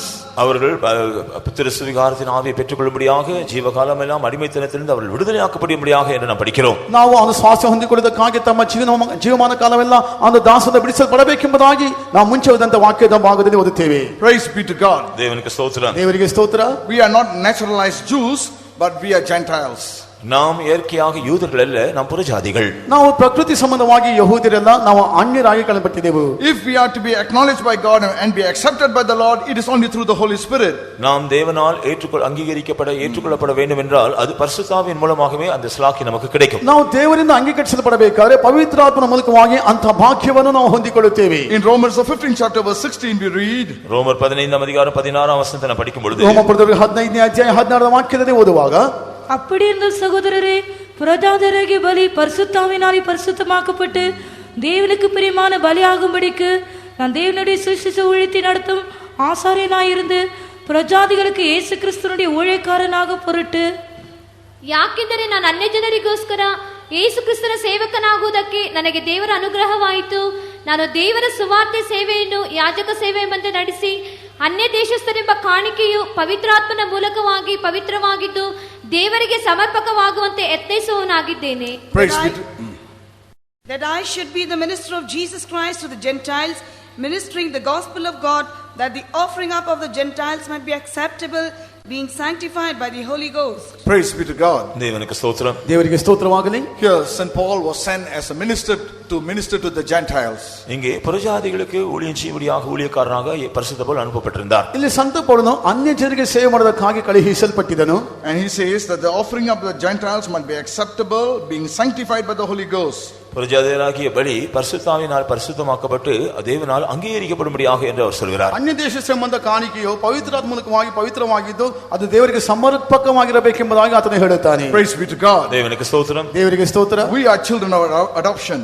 நாம் புத்திர சுவிகாரத்தின் பிள்ளைகள். ನಾವು ದೇವರಿಗಾಗಿ ದತ್ತು ತೆಗೆಯಲ್ಪಟ್ಟವರು. And because we are children of adoption, we can only be certified and be acceptable through the Holy Spirit. நாம் புத்திர சுவிகாரத்தின் பிள்ளைகளாக இருக்கிறபடினாலே பரிசுத்தாவினாலே மாத்திரமே நாம் அங்கீகரிக்கப்பட்டு அதற்கு அத்தாட்சியுடையவர்களாய் மாறுகிறோம். ನಾವು ದತ್ತು ಪುತ್ರರಾಗಿ ಕಾಣப்படுವುದರಿಂದ ಪವಿತ್ರ ಅಭಿಷೇಕದ ಮೂಲಕವಾಗಿ ಅಂಗೀಕರಿಸಲ್ಪಟ್ಟವರಾಗಿ ಅದಕ್ಕೆ ಛಾಯಾರೂಪಕವಾಗಿ ನಾವು ಕಾಣப்படுತ್ತೇವೆ. Praise be to God. தேவனுக்கு ஸ்தோத்திரம். ದೇವರಿಗೆ ಸ್ತೋತ್ರ. That's why in Romans 11th chapter also St. Paul speaks about it. ஆகவே தான் ரோமர் 11ஆம் அதிகாரத்தில் கூட இதை குறித்து பரிசுத்த பவுல் சொல்லும் பொழுது ಅದಕ್ಕಾಗಿ ರೋಮಪುರದವರಿಗೆ ಬರೆದ ಪತ್ರಿಕೆ 11ನೇ ಅಧ್ಯಾಯದಲ್ಲಿ ಸಂತ ಪೌಲನು ಹೇಳುವಾಗ If you read verse 17 and downwards, 17ஆம் வசனத்திலிருந்து படிப்போம். 17ನೇ ವಾಕ್ಯದಿಂದ ಓದೋಣ.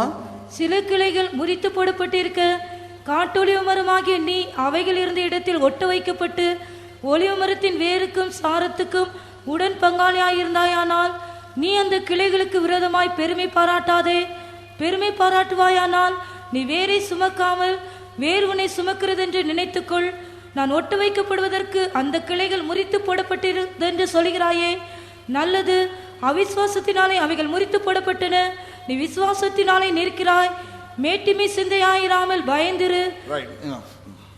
ಆದರೆ ಕೆಲವು ಕೊಂಬೆಗಳು ಮುರಿದು ಹಾಕಲ್ಪಡಲು ಕಾಡೆಣ್ಣೆ ಮರದಂತಿರುವ ನೀನು ಅವುಗಳ ತಾವಿನಲ್ಲಿ ಕಸಿ ಕಟ್ಟಿಸಿಕೊಂಡವನಾಗಿ ಊರೆಣ್ಣೆ ಮರದ ರಸವತ್ತಾದ ಬೇರಿನಲ್ಲಿ ಪಾಲು ಹೊಂದಿದರು.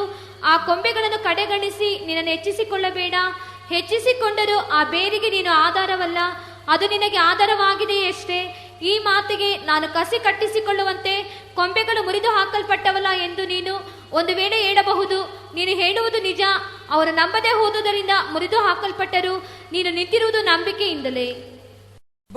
And if some of the branches be broken off, and thou being a wild olive tree wert grafted in among them, and with them partakers of the root and fatness of the olive tree, boast not against the branches, but if thou boast, thou bearest not the root, but the root thee.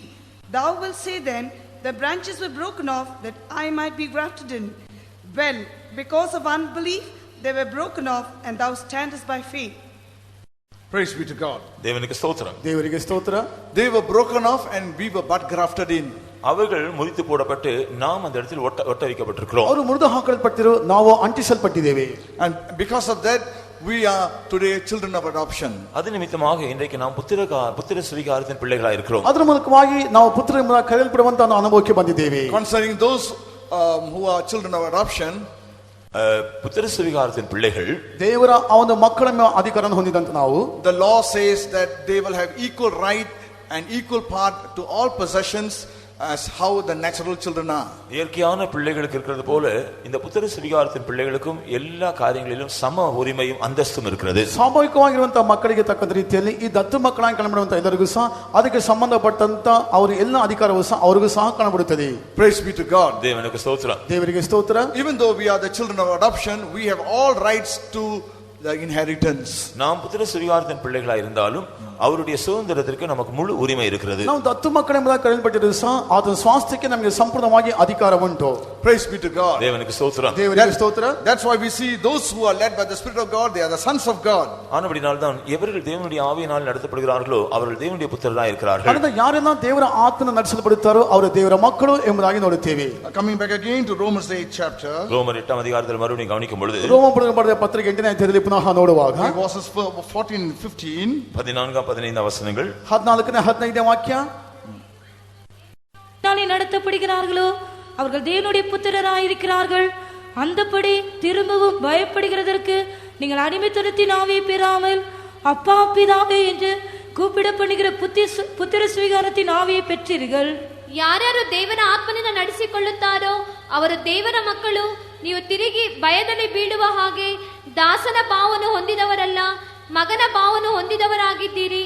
ಈ ಭಾವದಿಂದ ನಾವು ದೇವರನ್ನು ಅಪ್ಪ ತಂದೆಯೇ ಎಂದು ಕೂಗುತ್ತೇವೆ. For as many as are led by the Spirit of God, they are the sons of God. For ye have not received the spirit of bondage again to fear, but ye have received the spirit of adoption, whereby we cry, Abba, Father. Praise be to God. தேவனுக்கு ஸ்தோத்திரம். ದೇವರಿಗೆ ಸ್ತೋತ್ರ. If we are the sons of God, then we will live a spirit-filled and a spirit-led life. நாம் தேவனுடைய புத்திரர் என்றால் ஆவியினால் நிரப்பப்பட்டதான ஆவியினால் நடத்தப்படுகிறதான ஒரு ஜீவியம் செய்கிறவர்களா இருக்க வேண்டும். ನಾವು ದೇವರ ಮಕ್ಕಳೆಂಬುದಾಗಿ ಕರೆಯಲ್ಪಡುತ್ತಾರೆ. ನಾವು ದೇವರ ಆತ್ಮ ತುಂಬಲ್ಪಟ್ಟವರಾಗಿ ದೇವರ ಆತ್ಮನ ನಡೆಸಲ್ಪಡುವಂತ ಅನುಭವವನ್ನು ಹೊಂದಿರಬೇಕು. As what the word of God says in Galatians, they that are Christ have crucified all their lusts and affections on the cross. ஆகவேதான் கலாத்திய நிருபத்தில் படிக்கும் பொழுது கிறிஸ்துவனுடையவர்கள் தங்களுடைய மாம்சத்தையும் அதன் ஆசை இச்சைகளையும் சிலுவையில் அறிந்திருக்கிறார்கள் என்று நாம் படிக்கிறோம். ಅದಕ್ಕಾಗಿ ಗಲಾತ್ಯ ಪತ್ರಿಕೆ ಓದುವ ಸಮಯದಲ್ಲಿ ಕ್ರಿಸ್ತನಿಗೆ ಸಂಬಂಧಪಟ್ಟವರು ತಮ್ಮ ಆಶಯ ಇಚ್ಛೆಗಳನ್ನು ಶಿಲುಬೆಯಲ್ಲಿ ಜಡಿದವರು ಎಂಬುದಾಗಿ ನೋಡುತ್ತೇವೆ. So we will live, when we live a spirit-filled life, we will keep on crucifying all our carnal desires on the cross. நாம் சரியா ஆவியினால் நடத்தப்படுகிற ஒரு ஜீவியம் செய்ய வேண்டும் என்றால் நம்முடைய மாம்ச ஆசைகள் இச்சைகள் எல்லாவற்றையும் எப்போதும் சிலுவையில் அறைகிறவர்களாக நாம் இருக்க வேண்டும். ನಾವು ಆತ್ಮನ ಮೂಲಕವಾಗಿ ತುಂಬಲ್ಪಟ್ಟ ನಡೆಸಲ್ಪಡುವಂತ ಜೀವನ ಮಾಡಬೇಕಾದ್ರೆ ಎಲ್ಲ ಇಚ್ಛೆಗಳನ್ನು ಸಹ ಶಿಲುಬೆಯಲ್ಲಿ ಹಾಕಲ್ಪಟ್ಟು ಜಡಿಯಲ್ಪಟ್ಟಂತ ಅನುಭವವನ್ನು ನಾವು ಮಾಡಬೇಕು. Praise be to God. தேவனுக்கு ஸ்தோத்திரம். ದೇವರಿಗೆ ಸ್ತೋತ್ರ. So as we live a spirit-filled life and a spirit-led life, we can see that the Lord is changing our lives and our character. நாம் ஆவியினால் நிறைந்த ஒரு ஜீவியத்தை ஆவியினால் நடத்தப்படுகிற ஒரு ஜீவியத்தை நாம் செய்யும் பொழுது தேவன் அந்த ஆவியினாலே நம்முடைய ஜீவியத்தை நம்முடைய சுபாவத்தை மாற்றுகிறதை நாம் பார்க்கலாம். ಆತ್ಮನ ಮೂಲಕವಾಗಿ ನಡೆಸಲ್ಪಡುವಂತ ಒಂದು ಜೀವನ ಮಾಡುತ್ತಾರೆ. ಅವನ ಆತ್ಮನ ಮೂಲಕವಾಗಿ ನಮ್ಮ ಸ್ವಭಾವವನ್ನು ಕರ್ತನ ಪರಿವರ್ತಿಸುವಂತ ಒಂದು ಕಾರ್ಯವನ್ನು ನಾವು ಕಾಣಬಹುದು. We will not be subject to the rudiments of this world and to the customs of this world, not to anything that pertains to this world. நாம் இந்த உலகத்தின் வழிபாடுகளுக்கோ இந்த உலகத்தின் பழக்க வழக்கங்களுக்கோ அல்லது இந்த உலகத்துக்கு அடுத்த எந்த காரியங்களுக்கோ நாம் அடிமைகளாக இருக்க மாட்டோம். ನಾವು ಇಹಲೋಕದ ಪದ್ಧತಿಗಳಿಗೋ ಇಹಲೋಕದ ಪಾರಂಪರ್ಯಗಳಿಗೋ ಅಥವಾ ಇಹಲೋಕದ ಯಾವ ಕಾರ್ಯಗಳಿಗೂ ಸಹ ನಾವು ದಾಸರಾಗಿ ಕಾಣಲ್ಪಡುವುದಿಲ್ಲ. Those who are spiritual minded will be heavenly minded. ஆவிக்குரிய சிந்தை உள்ளவர்கள் பரலோக சிந்தை உடையவர்களாக இருக்கிறார்கள். ಆತ್ಮನ ಮನಸ್ಸಿರುವವರು ಪರಲೋಕದ ಮನಸ್ಸನ್ನು ಹೊಂದಿರುವರು. Because we do not belong to this world, we are the citizens of heaven. ஏனென்றால் நாம் இந்த பூமிக்குரியவர்கள் அல்ல, நாம் பரலோகத்துக்குரியவர்கள், பரலோகவாசிகள். ಆದರೆ ನಾವು ಇಹಲೋಕದವಲ್ಲ, ನಾವು ಪರಲೋಕದ ನಾಗರಿಕರು ಎಂಬುದಾಗಿ ಕರೆಯಲ್ಪಡುತ್ತೇವೆ. Our life does not terminate with this world, but our life is an extension into eternity. நம்முடைய ஜீவியமானது இந்த உலகத்தோடு முடிந்து போவதில்லை, அது நித்தியம் வரையிலும் இன்னும் தொடர்ந்து காணப்பட போகிறது. ನಮ್ಮ ಜೀವನವಾದ ಇಹಲೋಕದೊಂದಿಗೆ ಅಂತ್ಯಗೊಳ್ಳುವುದಿಲ್ಲ, ಅದು ಎಡಬಿಡದೆ ಮುಂದುವರೆದು ಪರಲೋಕದಲ್ಲಿ ಸಹ ಕಾಣಲ್ಪಡುತ್ತದೆ. The Lord has prepared New Jerusalem, Zion for us.